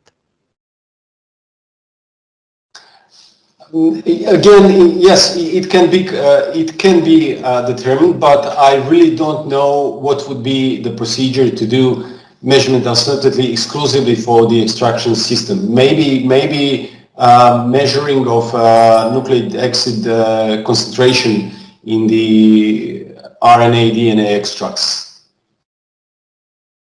Maybe it could be done by comparing two different extraction. Yeah, but this is uncertainty. Yeah. I would suggest only if you have a nucleic acid spectrophotometer, then to run 10 nucleic acid extraction and then to measure quantity and quality by specific wavelengths. That's my idea, but I'm not quite sure is it the best way to do that. Okay. Next question from Kamilika again. Regarding FMD vaccinated antibody level detection in animals in endemic countries, what is the best? Is it ELISA or SNT? Well, I asked, maybe Ivancho can give the most reliable answer. Pancho, are you with us? I'm sorry, I was with other topic now. Can you repeat the question just? Yes, of course. Regarding FMD vaccinated antibody level detection in animals in endemic countries, what is the best, ELISA or SNT? It's difficult to say now. We don't want to, to advertise specific ELISA. You have, number one is the so-called structural antibody ELISA against structural proteins, which are part of the live virus. They do not discriminate between vaccinated and infected animals. There is a non-structural ELISA, the one that we mentioned a few days ago is 3ABC against the 3ABC proteins, which measure antibodies induced through multiplication of the virus, but they are not, so they are indicator of active multiplication of the virus in the body but do not belong to the viral structure. So they are simply released as extra proteins in the blood and producing antibodies. So the importance is to be able to detect antibodies in general and to be able to exclude generation of non-structural antibodies, because in that case you're sure which ones are vaccinated animals, which ones are naturally infected animals. So that's also critical. And VNT is used in the laboratories, but it is not used for screening. VNT is too complicated to be used for screening. Usually there's, as I mentioned, this liquid phase, and also there is solid phase ELISA for detection of structural antibodies, and indirect ELISA for detection of 3ABC non-structural antibodies. Thank you. Thank you, Ivanshu, for this valuable comment. Question again from Sudan.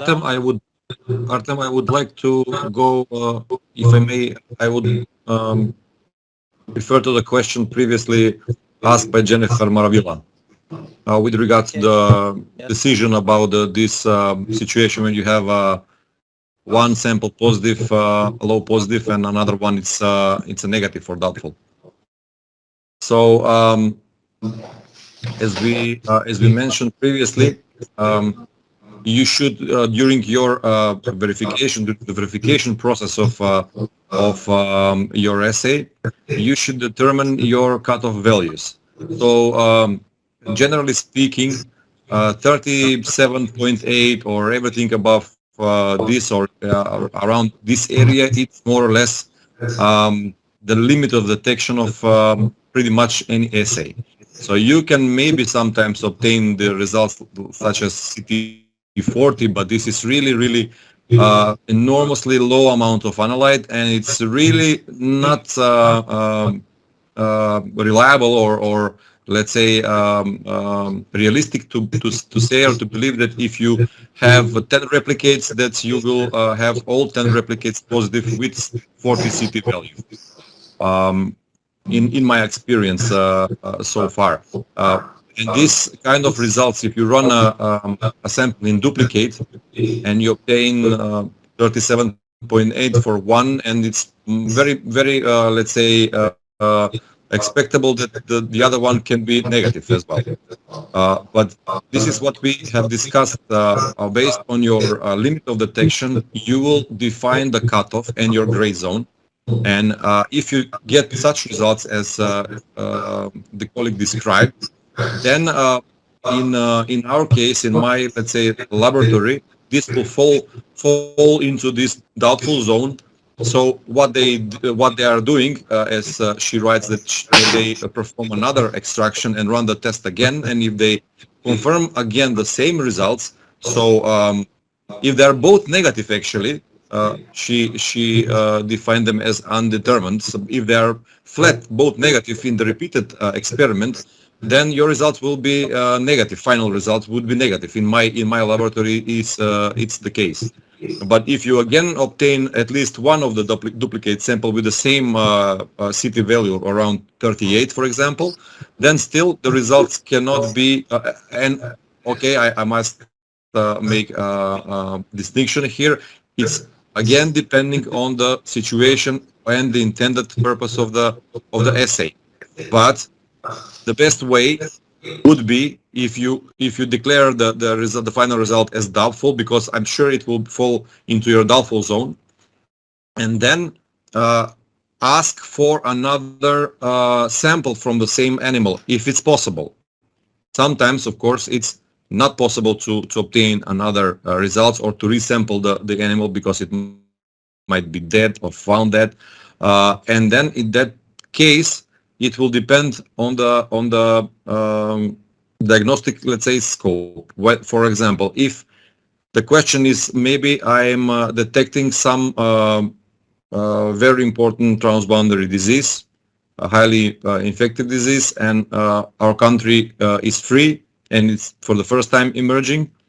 Now then the question would be very hard whether I will say that this is negative because I cannot confirm otherwise, or I should say, okay, it's clearly negative. You cannot do this thing because, for example, the result of your interpretation of the result will be consequences of the veterinary authority actions. But in most, and this is one example of that it's not really easy to say to set the final interpretation of the results based on this kind of results. But in most cases, if you have this opportunity and possibility, and if it's not such, let's say, question of some emerging disease or some outbreak of a highly important disease, then it's the best that you declare the undoubtful, or you cannot determine the right status and then ask for additional samples, either from the same animal or the animals may be in the same on the same farm or on the same ground or near. So just to determine the real situation with the disease in question. I hope I managed to give valuable reply.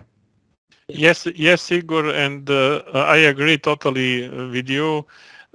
These city values are always tricky, and they fall in range of maybe detection with 50% chance of detecting. So if you continue to test that sample, you can continue to get every second result positive, and it could be do its really big positive, or maybe there was some contamination during the extraction or process, or making master mix or something like that, or it's something non-specific. So in cases of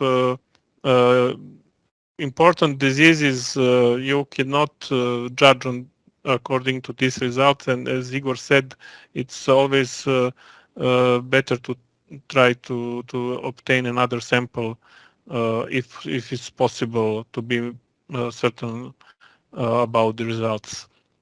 Thank you. Thank you, Dan.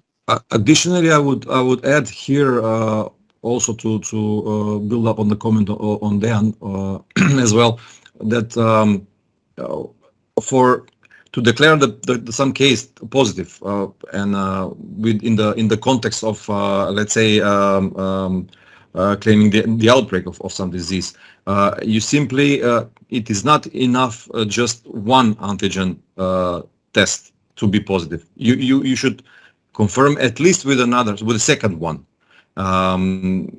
Regardless if it's real-time PCR, maybe another PCR detecting some other part of the genome, just to confirm that it's really positive. It's not some, maybe as Dan said, contamination or something else in question, or maybe conventional PCR or virus isolation or other technique which will confirm that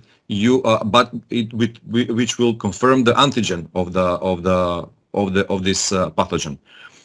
And in this case, because we know that the real-time PCR is most sensitive method, it's really I'm not sure if there will be any technique possible to confirm this kind of result, especially if you considering this very high CT levels. It means very low concentration of the pathogen or the nucleic acid of the pathogen. It's pretty let's say expectable to assume that the pathogen, if present in the material, will not be viable. So I'm not sure if you will succeed in growing the virus or bacteria. I don't know. So it's really small chance that you will be able to confirm it. So to give the final, let's say, interpretation for declaring the outbreak. And this is another let's say point why we will need additional samples. Thank you. Thank you. If no comments for the previous question, then let's get back to other questions from Omer from Sudan.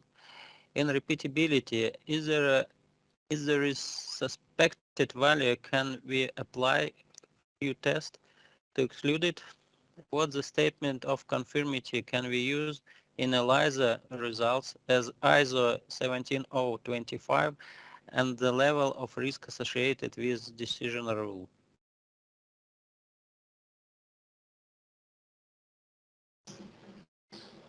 Igor, can you give any answer to this question? I'm just reading it. I just find it. I will need a second to read it again. Okay, take your time, no problem.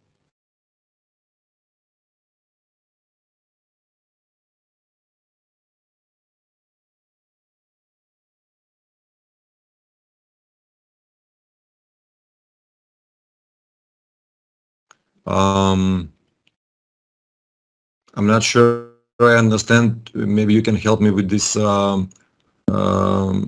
What the Q test would mean?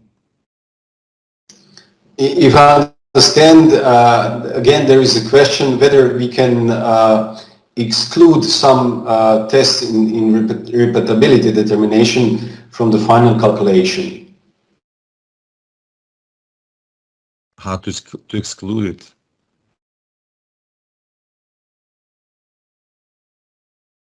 Well, now again, I in the repeatability tests, when we perform repeatability of a specific sample, then suspected value, it's also having trouble with this term, because suspected, what would be, is it suspected according to the final interpretation, or suspected in which way suspected? If it's very different from all other, let's say, results, it's some variation in the obtained result. But actually, as we said, when we do repeatability testing, we cannot exclude anything, because all results obtained from the certain set of samples, it will give us an estimation of the precision. So the repeatability, as we explained, is the ability to repeat the same thing all over again in the same way, getting the same result. So by doing this, if you obtain some variable results, depending actually based on the calculation of this coefficient of variation, of standard deviation of all results, of all repetitions, you will see whether or not your repeatability is okay, and then to see what can cause the problem in the repeatability, either the calibration of the instruments, or the technique of the operator, or maybe some other, let's say, component.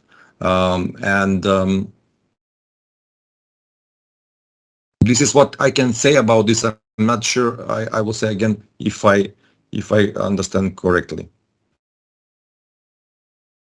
Okay, I think if our reply is not clear, then the participant will ask again in more Yes, clear please. manner. Yes. Next question from Sonia Zamati. For diagnostic of salmonella in poultry with PCR real time, we find many positive results. Is it obligatory to use other method to confirm it as classic methods? Sonia Tunis. Okay, this is the guest, Sonia. I can answer on that question. You will answer. Okay. Yes, please. Okay, or Vlado, you can if you want. In our country regulation, it must be live salmonella. So if you can use it, you can use PCR for screening, and after first day of inoculation, after first day of incubation of salmonella in buffer peptone water, you can perform PCR test, and if it's positive, you must try to isolate it. So if you isolate it, that means that there are viable salmonella in these samples. Otherwise, you could detect dead ones with PCRs. That's my opinion. Yes, I agree with you. Then I would definitely not rely on real-time PCR results based on clinical samples as raw clinical samples. But after growing in media and then testing whether the salmonella is going or not, then you can rely on real-time PCR, although as far as I know, ISO standard for salmonellas does not accept this. Thank you. We have one raised hand, Shima Al-Faki. Dan, could you please give him the floor?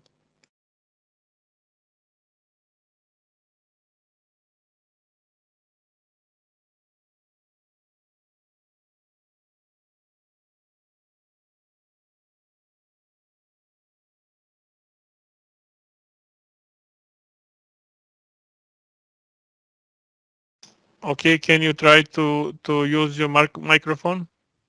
Enable your microphone, please.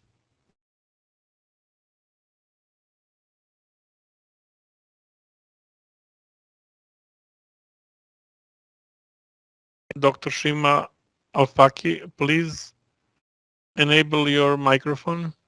You are allowed to speak.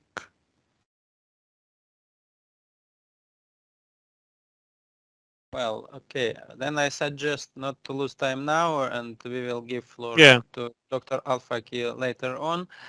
I suggest, as we don't have any more questions, to shift to exercises. I think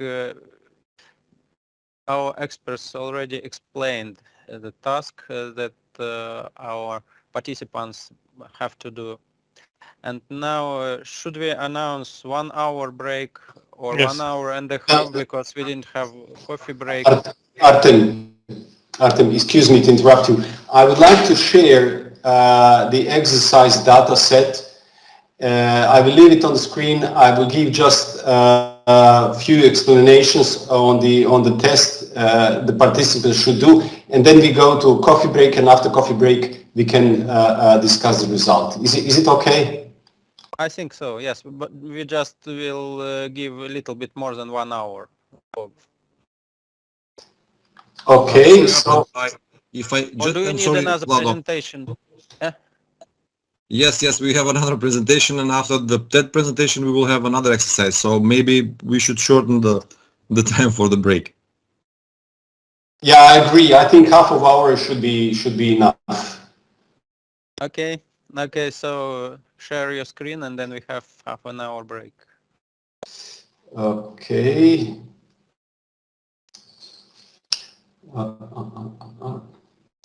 Let me find it.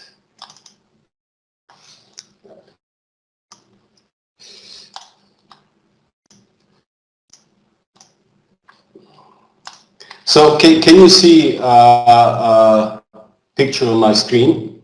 Yes. Okay. So this is a real example. It is real-time PCR for Eurasian H5 avian influenza. It is designed by Weybridge Laboratory, and criteria for assessing result on test samples are as follows. Each sample with CT value less than 33 is considered H5 positive. We were doing reproducibility tests on 30 samples over a month with 2 different technicians, and we received these CT values. I will try to copy it in the meeting chat, so you can copy it, and what you have to do in the following half of hour is to calculate what is the measurement uncertainty for this data set and where you will put your inconclusive zone or a gray zone. Okay, so now I'm copying, and we will see in a half of hour.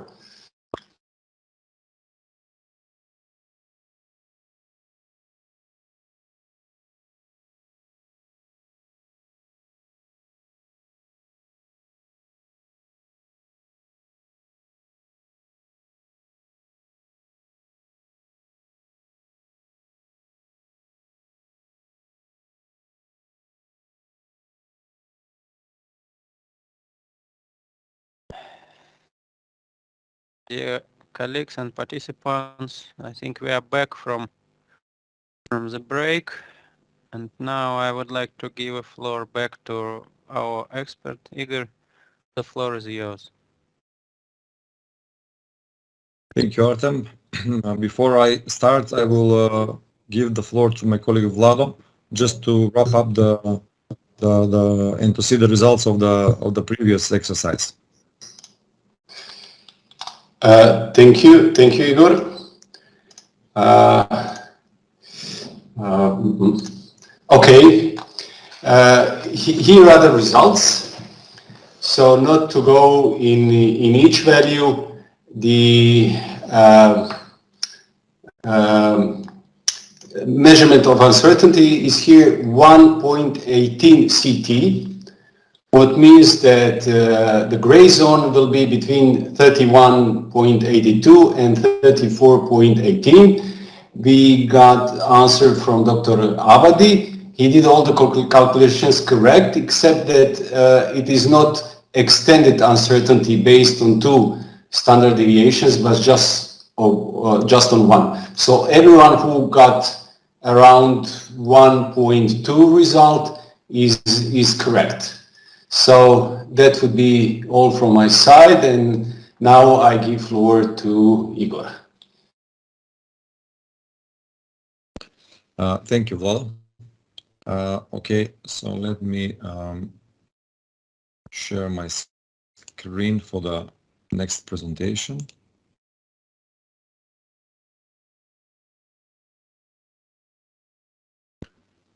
Okay.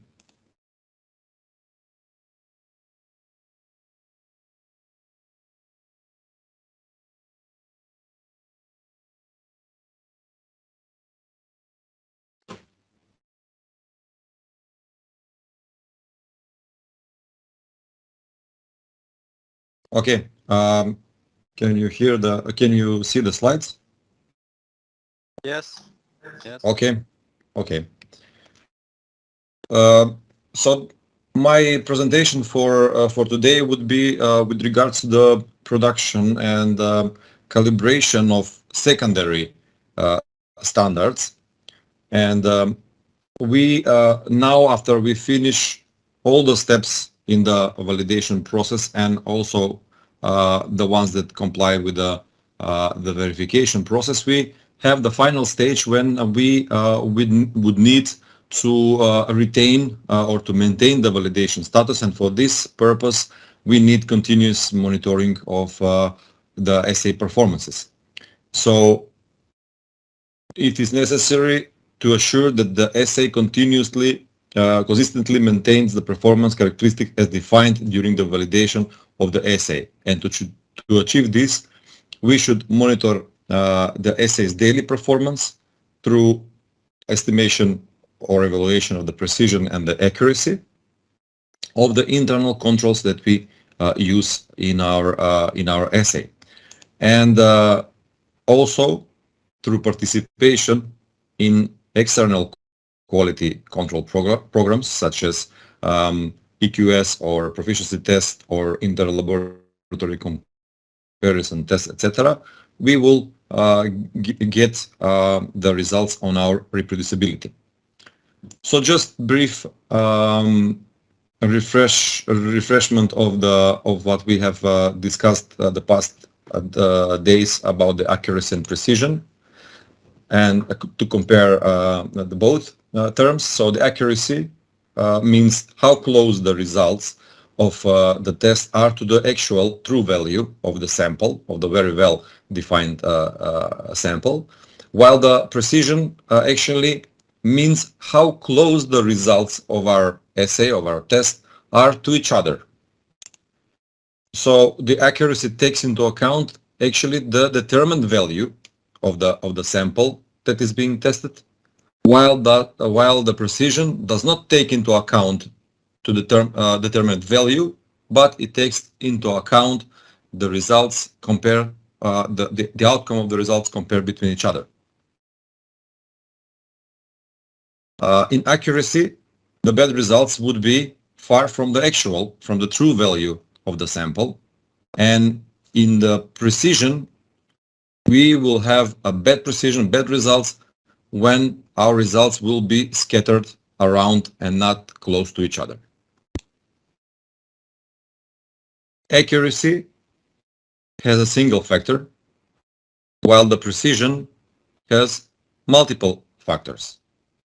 And that is why it is the accuracy is concerned with a systematic error. So if we lack accuracy, if we have bad accuracy, it means, or it points a systematic error in our system in the assay.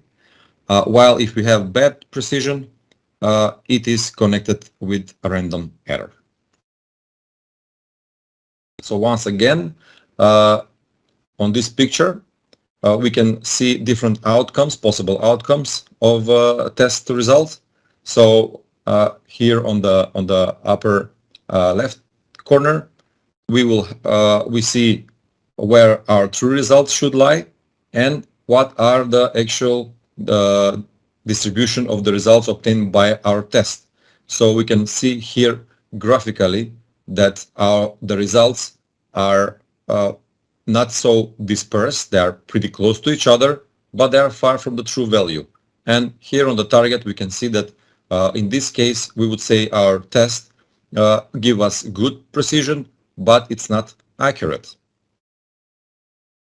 On the upper left, right corner, sorry, we can see that all the results are in close proximity to each other. They are not very dispersed, and they are complying with the true value. So we have, in this case, we have a very accurate and highly precise assay. On the lower left picture, we see that we have quite a range of the obtained results, and they are also far from the true value. Very few can comply with the true value. So in this case, we have neither accurate, neither precise test. And on the last lower right corner, we have dispersion of the results very far from each other, which will indicate that the assay is not precise, but we can say that actually can determine the true value. It's not very far from the true value, so it is accurate, but it is not precise. So in the upper left corner or the A picture, we will have indication of systematic error, and the D would be the repeatability error, while the C corner will represent us systematic and repeatability errors. So the evaluation of the assay performances, what we need to evaluate the assay's precision and accuracy. So we discussed a lot about this. So we need a reference materials. And the reference materials, according to ISO, how the ISO defines them, are the materials sufficiently homogeneous and stable with respect to one or more specified properties, which has been established to be fit for its intended use in a measurement process. And by the properties, this can be a qualitative or quantitative a value, so like the identity of the substances or the species of the targeted analyte, and uses may include the calibration of a measurement system, assessment of the measurement procedure, assessing the value to other materials, and quality controls. Certified reference material as a term would mean that reference material are characterized by a metrological valid procedure for one or more specified properties, accompanied by a certificate that states the value of the specified property, its associated uncertainty, and a statement of meteorological traceability. So it doesn't mean that all the characteristics of the sample of the material should be described, but at least some must be very accurately and specifically described, and it must be traced to the meteorological traceability. The concept of value includes nominal property or attributes such as identity or sequence, and uncertainties for such attributes may be expressed as the probabilities or level of confidence. Candidate reference material are material intended for future use as a reference material. A candidate material has yet to be characterized and tested to ensure that it is fit for use in a measurement process to become a reference material. A candidate reference material needs to be characterized to determine if it is sufficiently homogeneous and stable with respect to one or more specified properties, and it is fit for its intended use in the development of measurement and test methods that target those properties. The preparation of reference materials for meteorological quality control, such as the quality of measurement, control for the quality of measurement, it is an important activity which provides materials suitable for the day-to-day demonstration that a particular measurement system is under statistical control. Such materials do not require characterization by meteorologically valid procedures and can be prepared in-house, in example by laboratory staff familiar with their behavior to fully specific quality control requirements, to fulfill the specific quality control requirements. The reference materials which are sufficiently homogeneous and stable are necessary for meteorological quality control purposes, such as demonstrating a measurement system is under statistical control, performs as expected, and provides reliable results, where the trueness of the measurement itself is not critical. So different industries use various terminologies to describe such materials. So for example, like in-house reference material or quality control materials or check samples, etc. So while the certified reference materials are produced by established reference material producers and are commercially available, quality control materials are often prepared by a laboratory for its own internal use. So frequently, quality control materials are characterized only for a limited scope, a limited number of property values that we need for our intended purpose and for the specific laboratory applications. So here on this graph, on this picture, it is shown the reference material hierarchy, starting from the SI measurement, which is described like fundamental, which should describe fundamental physical measurement of the defined parameter, for example, optical wavelength, scale measurement procedure, and so on. Then the primary standards, which are certificate reference materials, and certified reference material that is designated or widely acknowledged as having the highest meteorological qualities. And after that comes the secondary standards, which are also a certified reference material produced by the establishment of traceability to a primary standard. So it should be manufactured, and the value of this material should be validated according to ISO Guide 34 and ISO 17025 accreditation. And at the end, at the bottom, it comes a reference material or quality control materials. And the reference materials are produced either in-house or commercially, where appropriate stability and homogeneity of these materials has been established. So once we clear this terminology, the question is how the OIE defines reference material.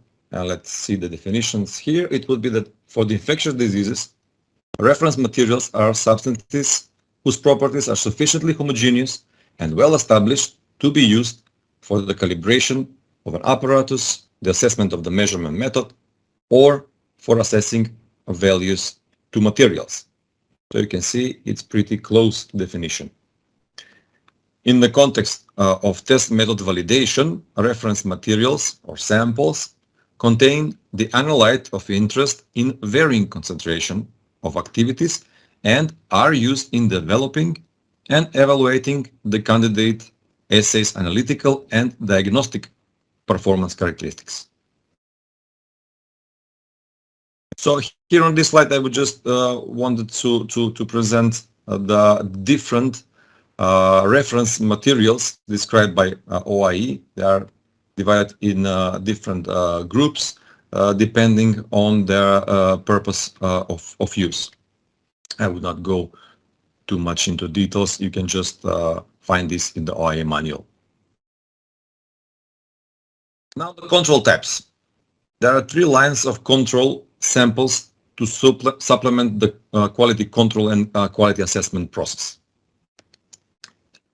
Here we have the first line control samples, which are the assay controls or the working standards, which must be included in each test run.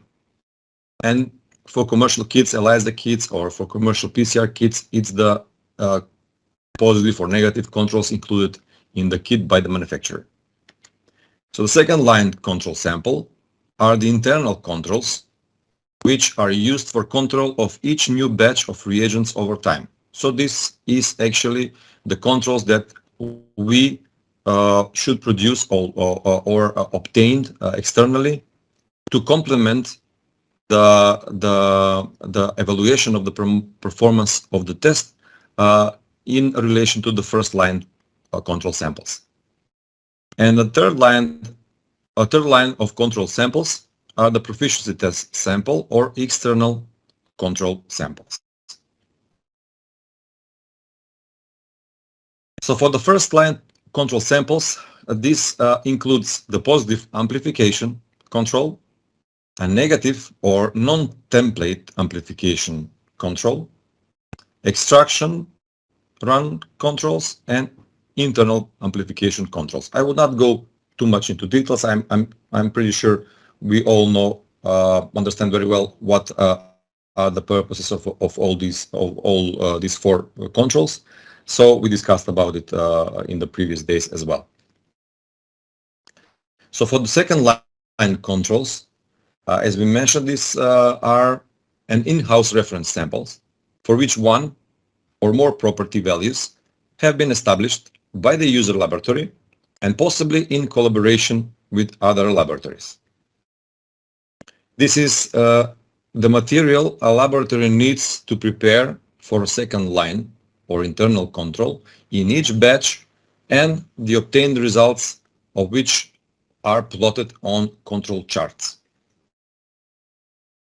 The sample should be sufficiently stable and homogeneous for the properties concerned.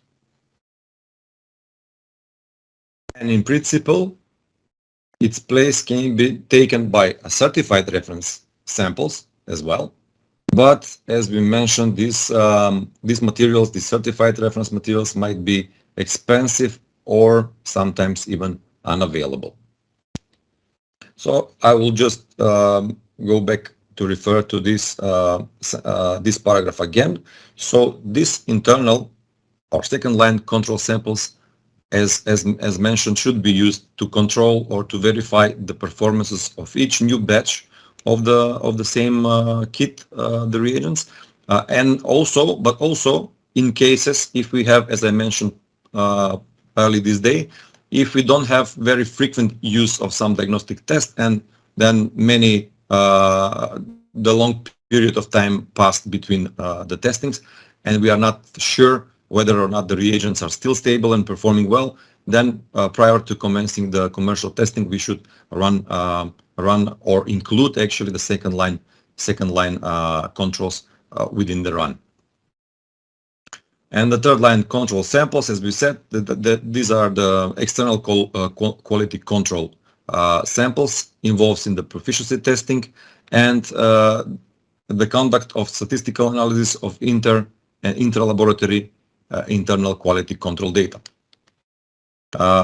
These external quality control samples can be used to determine the competences of participating laboratory for the designated test and to monitor the consistency and comparability of the laboratory's test data.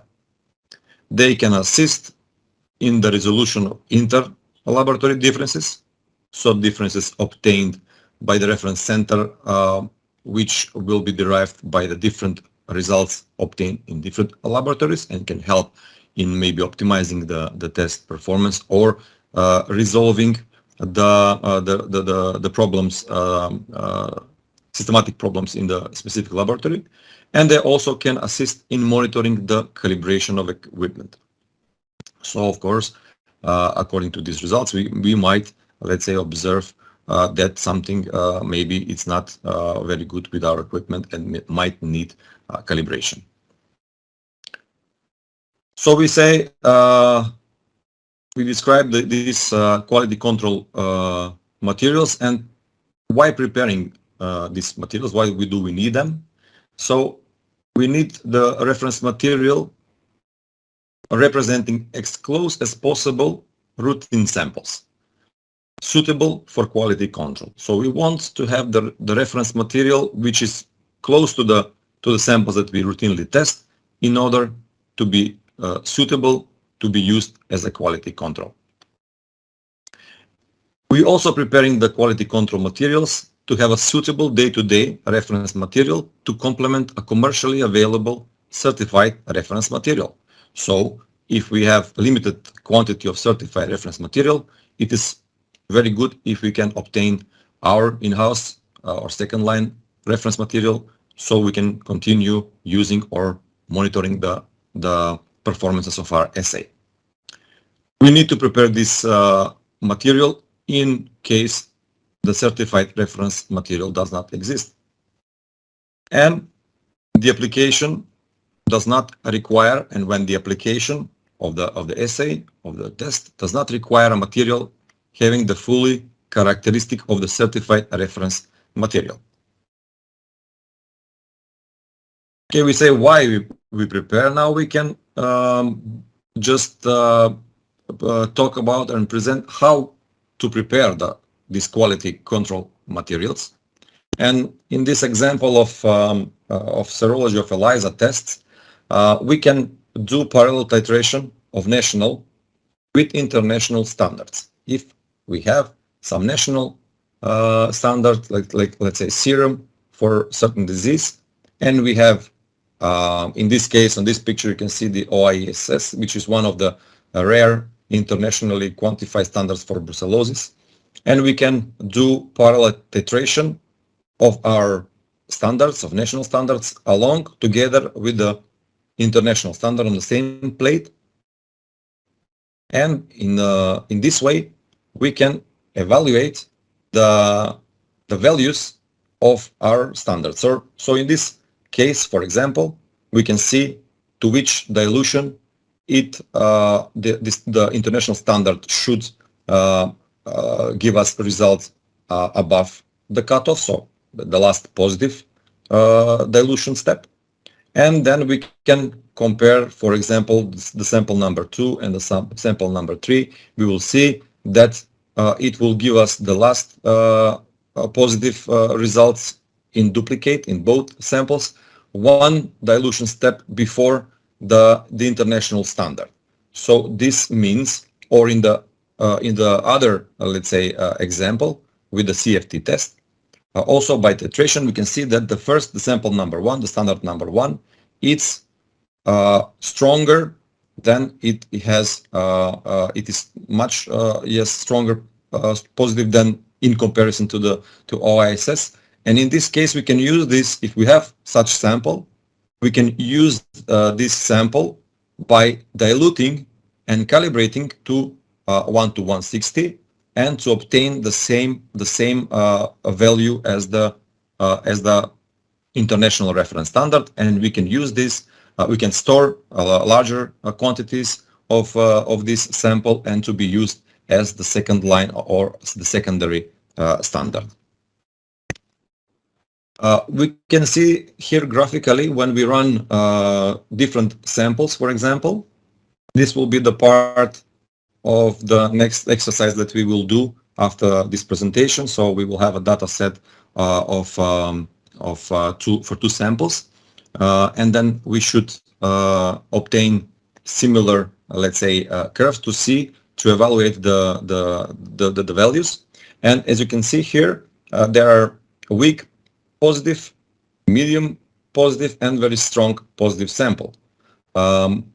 You only take care of the linear phase of the regression, in which you have here the highest point, so-called plateau, is the dilution step, from which on you have the linear regression in the quantity of the antibodies, let's say. And if you, of course, compare this with the international standard, then you will know exactly what is the quantity of your sample in a given dilution step. So for the purpose of preparing our in-house or secondary standards for serology as well as for the molecular tests, it is always good if we have one highly positive and one low positive sample, but not on the exact cutoff point. As you can see here, the cutoff of this test is 35%. This is the cutoff line. And if we take these three samples as an example, for the sample number 1, you can see that right from the first dilution 1 to 10, we don't have this plateau phase. So we have linear regression, and we can say, okay, this is the medium right on the first dilution. So we have weak positive, it's in the middle of the range. So we can either use this, or we can it's better to use the sample number 2 or sample number 3, which is highly positive. And then we will choose, for example, let's take the sample number 3, which is the strongest positive one.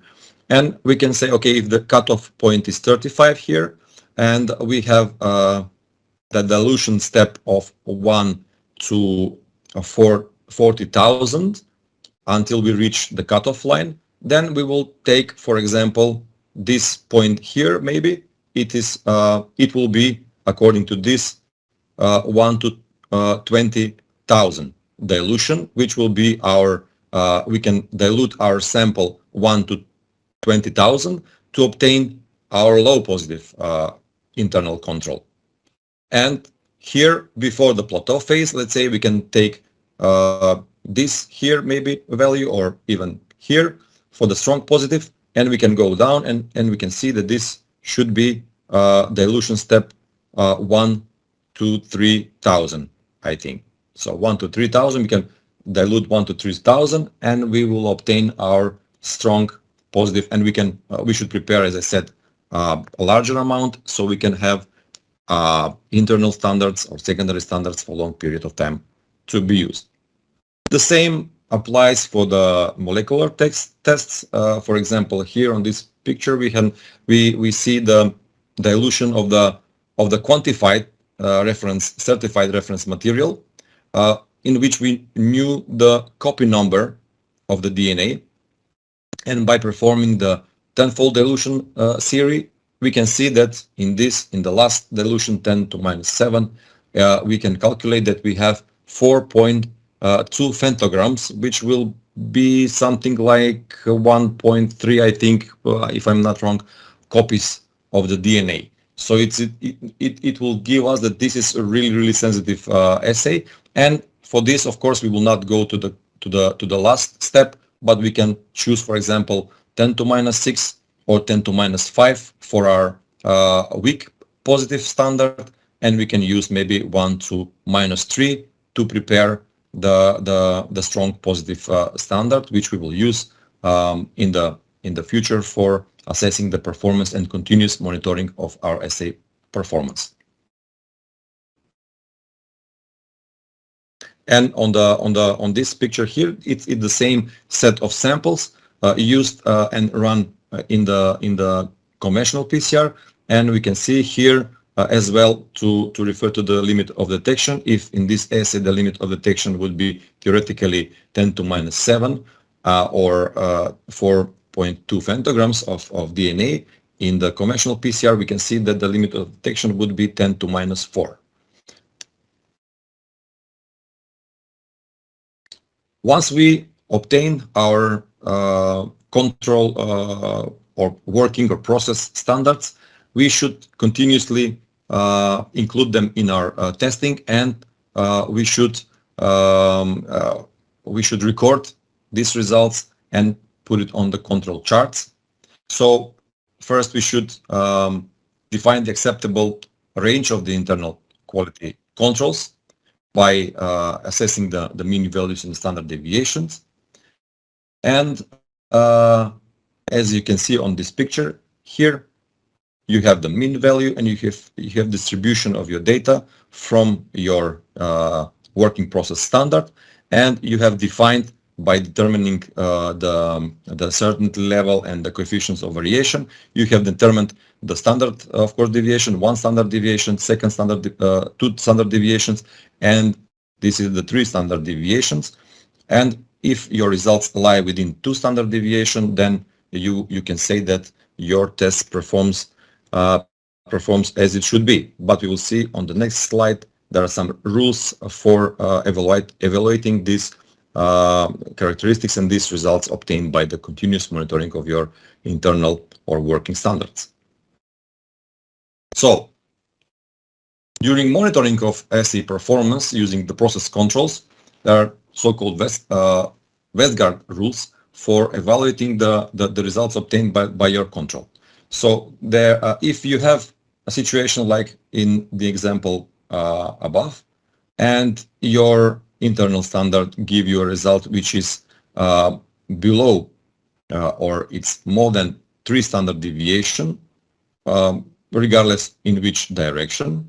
This is called 3 standard deviation rule violation, and this will indicate the inaccuracy. It might be result because of the inaccuracy of the test or imprecision. We cannot be certain from just one repetition of or one obtained results of this value. So if we repeat them and we have situation when after these results we will obtain another which will be a result going above the 2 standard deviation but in another direction, this might again mean inaccuracy or imprecision. But if we have 2 consecutive control results that are above the 2 standard deviation of the reference range on the same side of the mean value, that will indicate the inaccuracy of the test. The next thing is if we have one measurement that exceeds 2 standard deviation, either above or below the mean of the reference range, and this is called, so once we have a result, obtain a result which is a 2 standard deviation below the mean, and the next one is above 2 standard deviation but in the opposite direction, this is already a violation of 4 standard deviations. So if you calculate what is the difference between these 2 results, it will be actually 1, 2, 3, 4 standard deviation, and it will indicate again inaccuracy of the test system. So if we have 4 consecutive measurements exceeding 1 standard deviation on the same side, like here, it will tell us this kind of results will tell us that our assay or performances of our diagnostic assay is precise because the values are close to each other, but it will indicate inaccuracy because they are not complying with the 2 standard deviation rule, or it will indicate that something must be calibrated. If we have 10 consecutive measurements on the same side of the mean, even though they are within 2 standard deviation and some of them are above 2 standard deviation, it will again we can suspect of inaccuracy in our test system. So that will be all from me. Thank you for your attention, and I'm free for any question. Before we continue, I hope that the Excel file is you all received the Excel file with the exercise. If you have any question now, I will suggest, and then I will explain what we should do. Is it okay? Yes, I think so. Thank you very much, Igor. I will leave this now- slide just because of the subtitles. Yes, please. So for now, I see only one question. Does EC50 value have any meaning in this comparison between the control curves, and how can we calculate it? Maybe reply. Sorry, Artem, can I ask if some of you could, let's say, I'm not sure if it's possible to share screen, maybe your screen, so that the subtitles will continue, because now I cannot see the question, I cannot see anything, and it's really hard to follow. So maybe if you can share your screen and as well with the question while you read it, maybe it will be easier for us to follow. Well, let's try. Is it possible? Yes, I think so. Okay, I will stop sharing now. Yeah, Igor, it is possible, but we will lose the subtitles because the subtitles are tied to the sharing of the presentation in particular. Okay, so if you from your computer, if you, let's say, launch some presentation, oh yes, I understand. But yes. Federico has just sent this question by email, so you can have a look at it.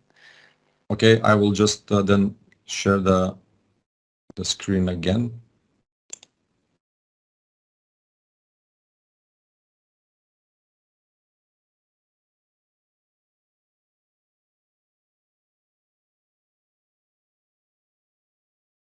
Okay, but then Okay, to read do you see the question from the mail, I have to exit the presentation as well. Okay. Yeah. So I'm not sure if we can manage in this way. Well, but the question is, does the EC Okay, value yeah. have any meaning in the comparison between the control curves, and how can we calculate it? TC50. Well, this is EC. Maybe TC, maybe you are right. If I don't know if any of my colleagues understand, I'm not sure I effective understand the question. concentration. EC is effective concentration. Effective concentration. Well, I again asked not to use acronyms for the explanation in your question. So This is now, sorry, but I will have to ask you just once more to repeat the question. Does EC50 value have any meaning in this comparison between the controls curve, and how can we calculate it? I could not give an answer to this question. Sorry. I don't know if any of my colleagues could.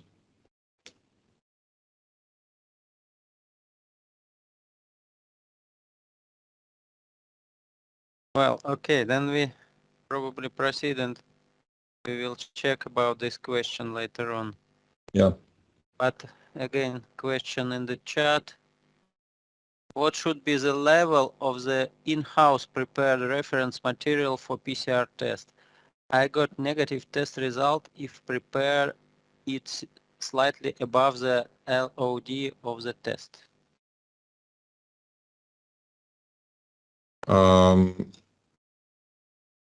Well, LOD is Okay. limit of detection.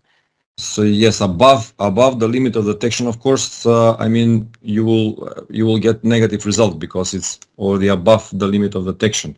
But if the question is where should you let's say position your internal control, for example, the positive internal control, it's usually advisable to set this positive control, amplification positive control, to be, let's say, something around CT 30 to 32, let's say.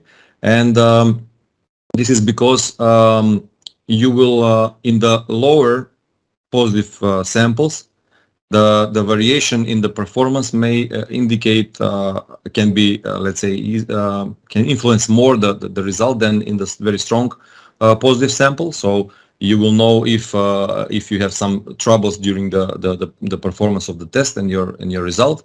And the other thing is that it is not recommendable to use strongly positive sample as an internal positive control, just simply to prevent any possible contamination of the test samples. So it is not necessary to use the strong positive, and it's advisable to be, as I said, here in this range around 32. Thank you, Igor. I don't see any more questions, so let's proceed. Okay, so now I have to stop with this presentation and then just open. Now, can you see the Excel file, or I'm not sharing? No, I don't see anything. Okay, just a second. I see only then. Now it's okay. Okay. Yes, now it's So okay. yeah, okay. This is the data set. This is the table, the Excel table that you should have received. And on the first page, you have the data set. As you can see, this is the sample, two samples performed in the dilution series and different dilution step done in duplicates here, and you have the percent of positivity for each of these sample, diluted sample, and of course the interpretation according to the cutoff of this particular test.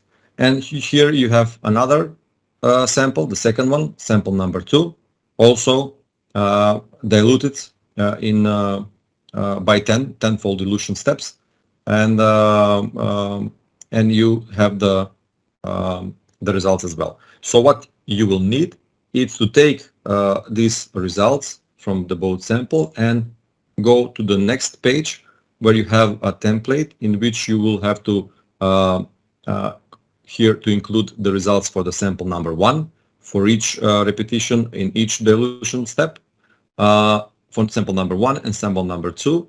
While you are putting the results for the according results for the according samples, you will see on this chart here you will have dots giving you the visual, let's say, presentation of the titers in this sample, actually the percentage of positivity, and you will see how this linear regression curve will occur, and then we will have to discuss about the maybe here you will have the same thing but on the different page, so the titration curve, and we can then at the end decide, let's say, what would be the dilution step which we will use for the plateau sample, so the high positive sample and the cutoff one. Just remember that when you decide which dilution step you will choose, in which dilution step you will prepare your original sample for to be a strong positive and weak positive, just not choose the dilution step right on the plateau and not on the on the cutoff line, just a little bit above the cutoff line, let's say, and just a little bit below the plateau. So this is the general, let's say, advice. So if there something is not clear how to do this exercise, you can now write in the chat, and we can explain. If everything is it's clear, then we can I don't know, 15 minutes maybe break, or 10 minutes. It shouldn't be very difficult. What would you suggest?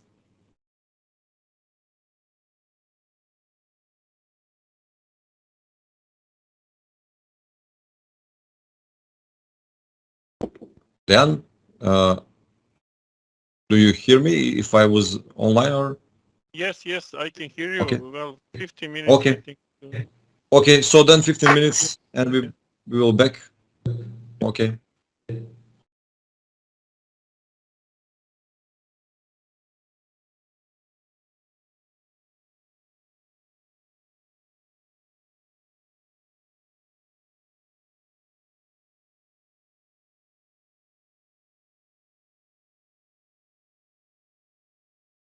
I think we are ready to go back. The break.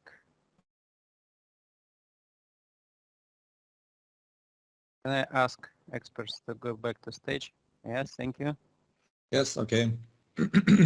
Okay, so now I'm going to just present the simulate how the exercise should have been done, and we can comment the result, and then we can ask maybe some of the participants to give us their results for their decision about the plateau and the cutoff positive value samples, the dilution steps. Okay. Now let me share the screen. Okay. So here we have the data set, as we said, and the results for the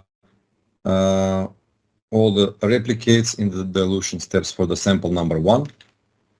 We can copy and place it on this part in the table, and you can see on the chart you have the dots for every results for every for each 2 dots for each replicate, results of each replicates for all the dilution step for the sample number 1, and the same we will do for the sample number 2.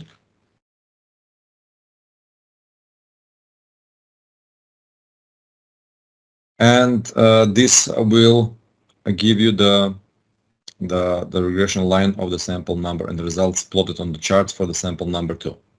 And it's easily it can be easily seen that the sample number 1, it's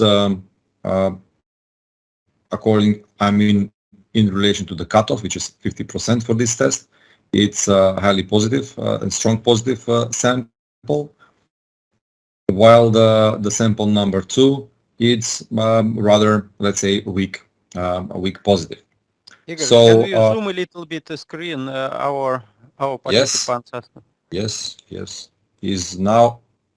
Yes, it's much better now. Thank you. Yes, it's okay. Yeah.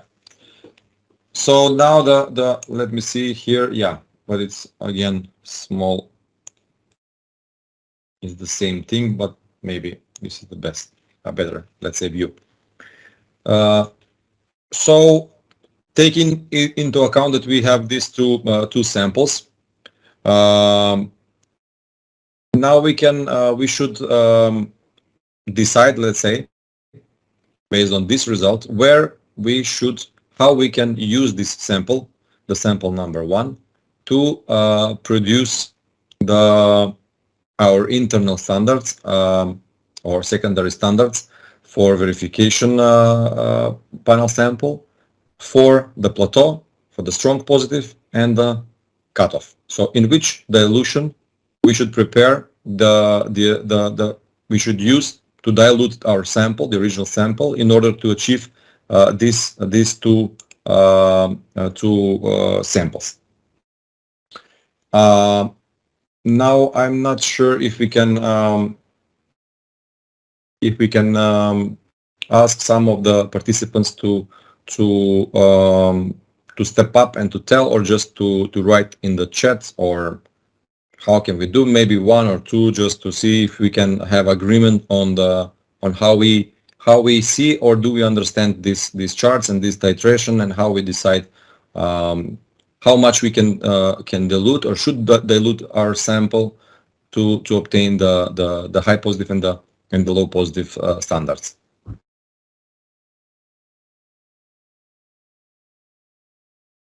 I would need also your opinion on this. Should I continue and just, let's say, tell how we would do, or they can present, because it was the exercise, so to see just how the participant think. Igor, someone, Dr. Abadi shared with us in chat a link. Okay, I will open the link now. Yes.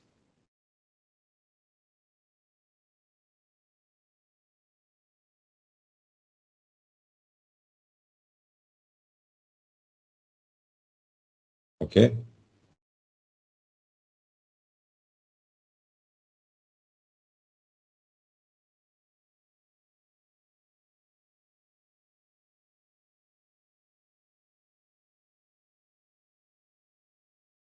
I must compare if this was the, yes, is the for our sample.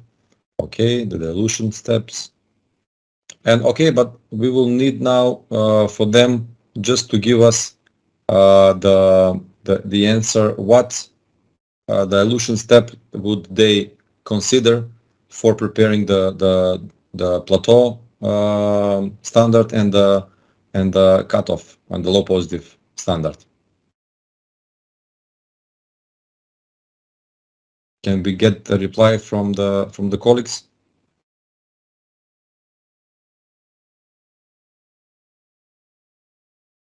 Well, no reply so far.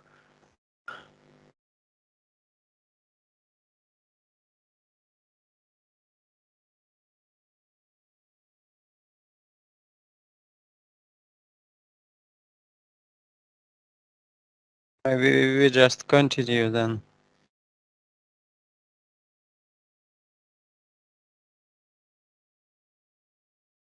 Igor, are you with us? You are freezed.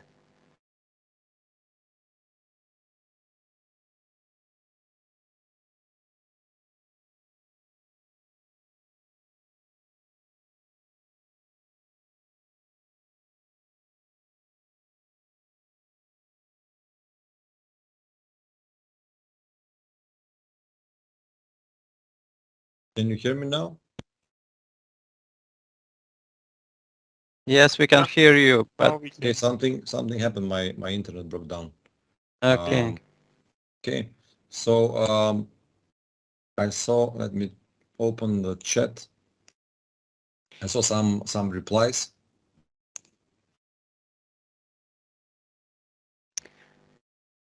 Yes, there are some replies.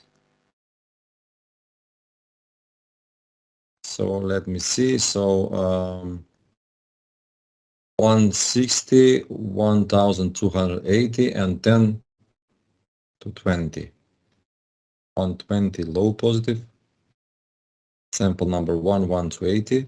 Okay, sample number 1 to 60 dilution. Okay, there are different answers. Okay, maybe I can just go and try to explain what we would do.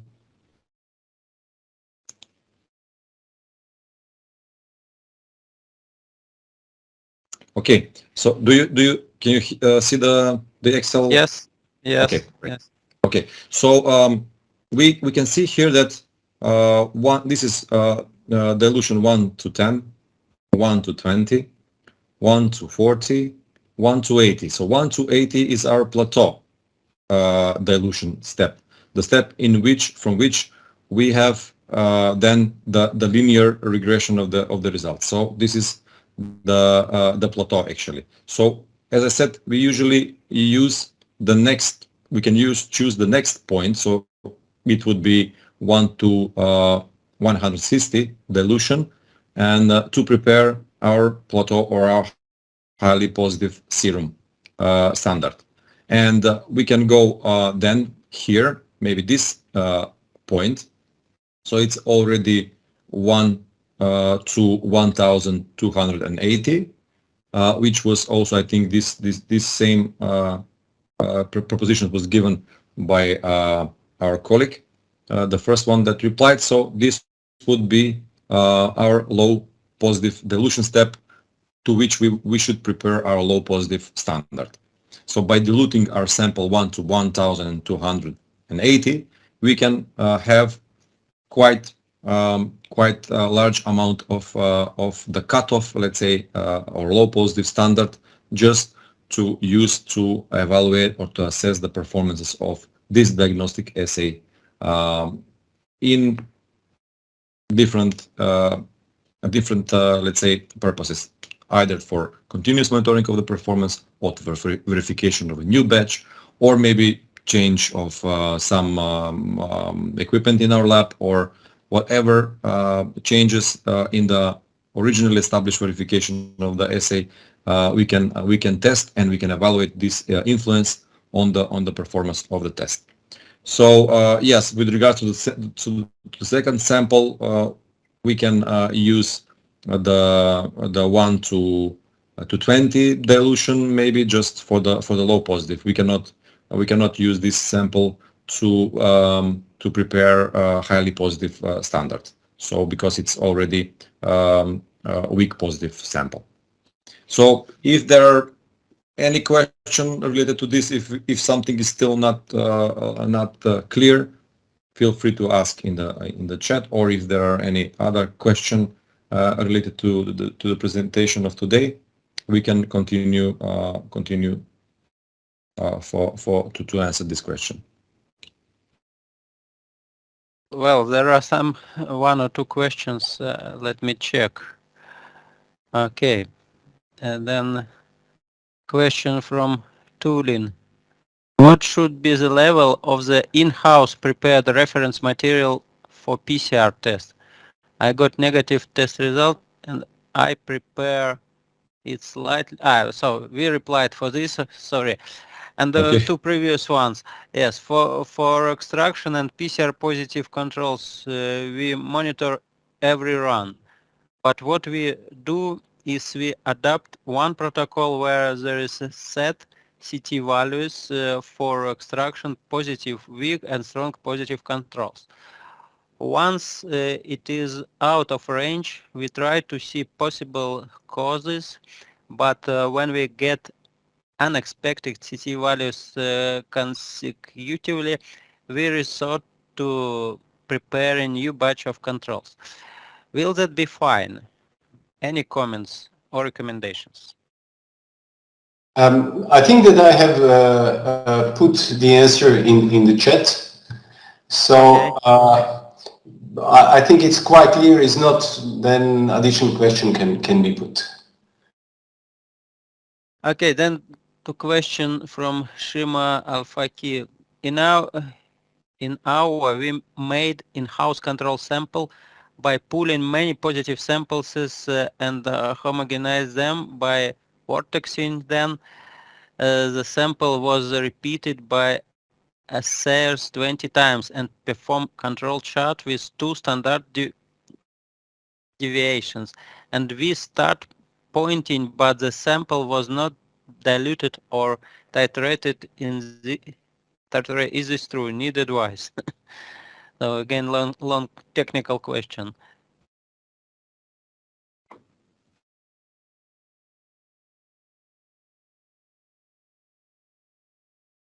Yes, it's technical question, but they are pulling positives. I suppose it's serum samples for ELISA. Well, now then we'll have a look at it as well. Just maybe wait a second.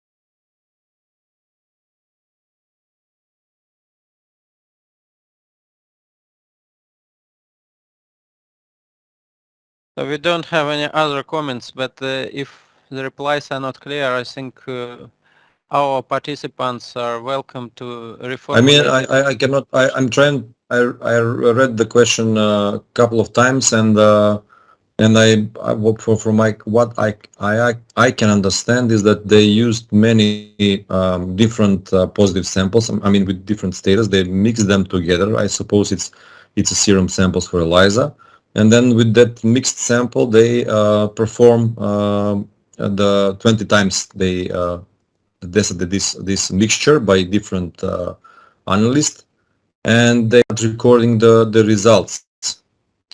But then the question is not really clear because it says it was not diluted or titrated. Is this true?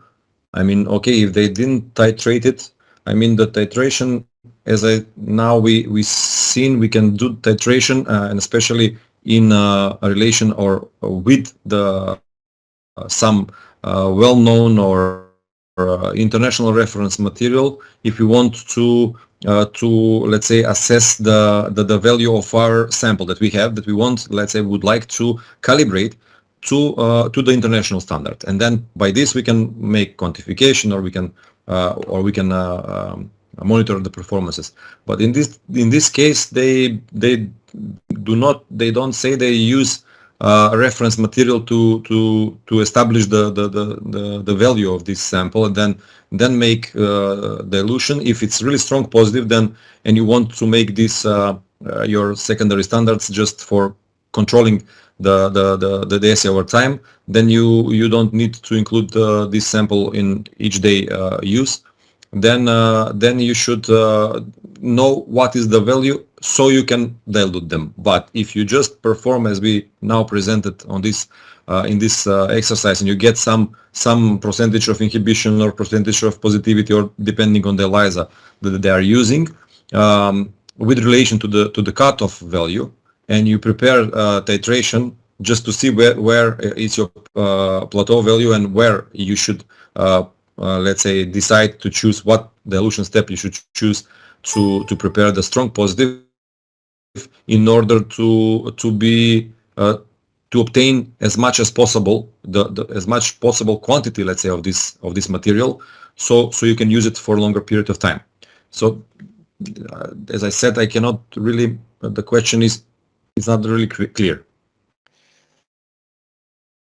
Okay, then we just encourage our participants to write in more clear manner, and we are not in a hurry. Just prepare your question and then send it. And if the reply is not also clear, then please repeat your question. So I do not see any more questions. Do we have any comments or suggestions from lecturers?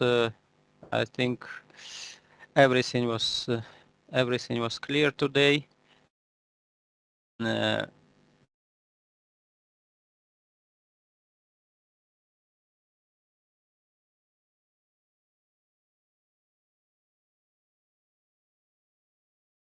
Okay, so our colleague from Syria would like to explain something and would like to share his screen.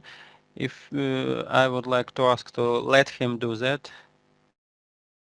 Yes, Martin, we have already made him a presenter. He wants to share. Thank you, Federico.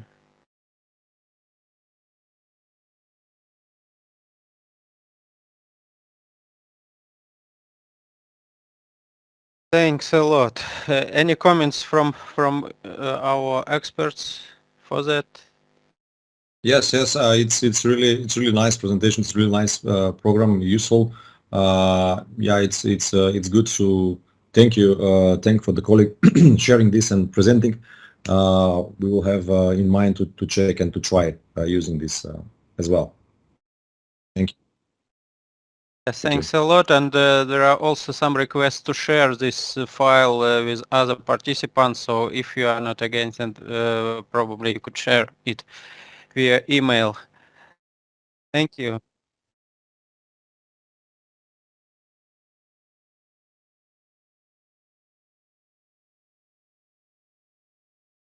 Okay, thanks a lot again. Thank you. Thank you.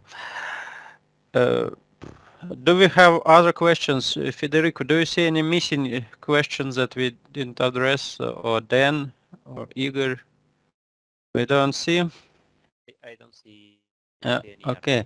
Then I think we have to close this session, and we will meet tomorrow. Tomorrow is the last day of our training, and you are very welcome to join our session tomorrow morning.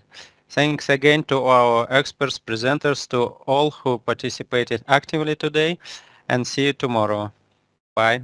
See you tomorrow. Bye bye. Bye bye.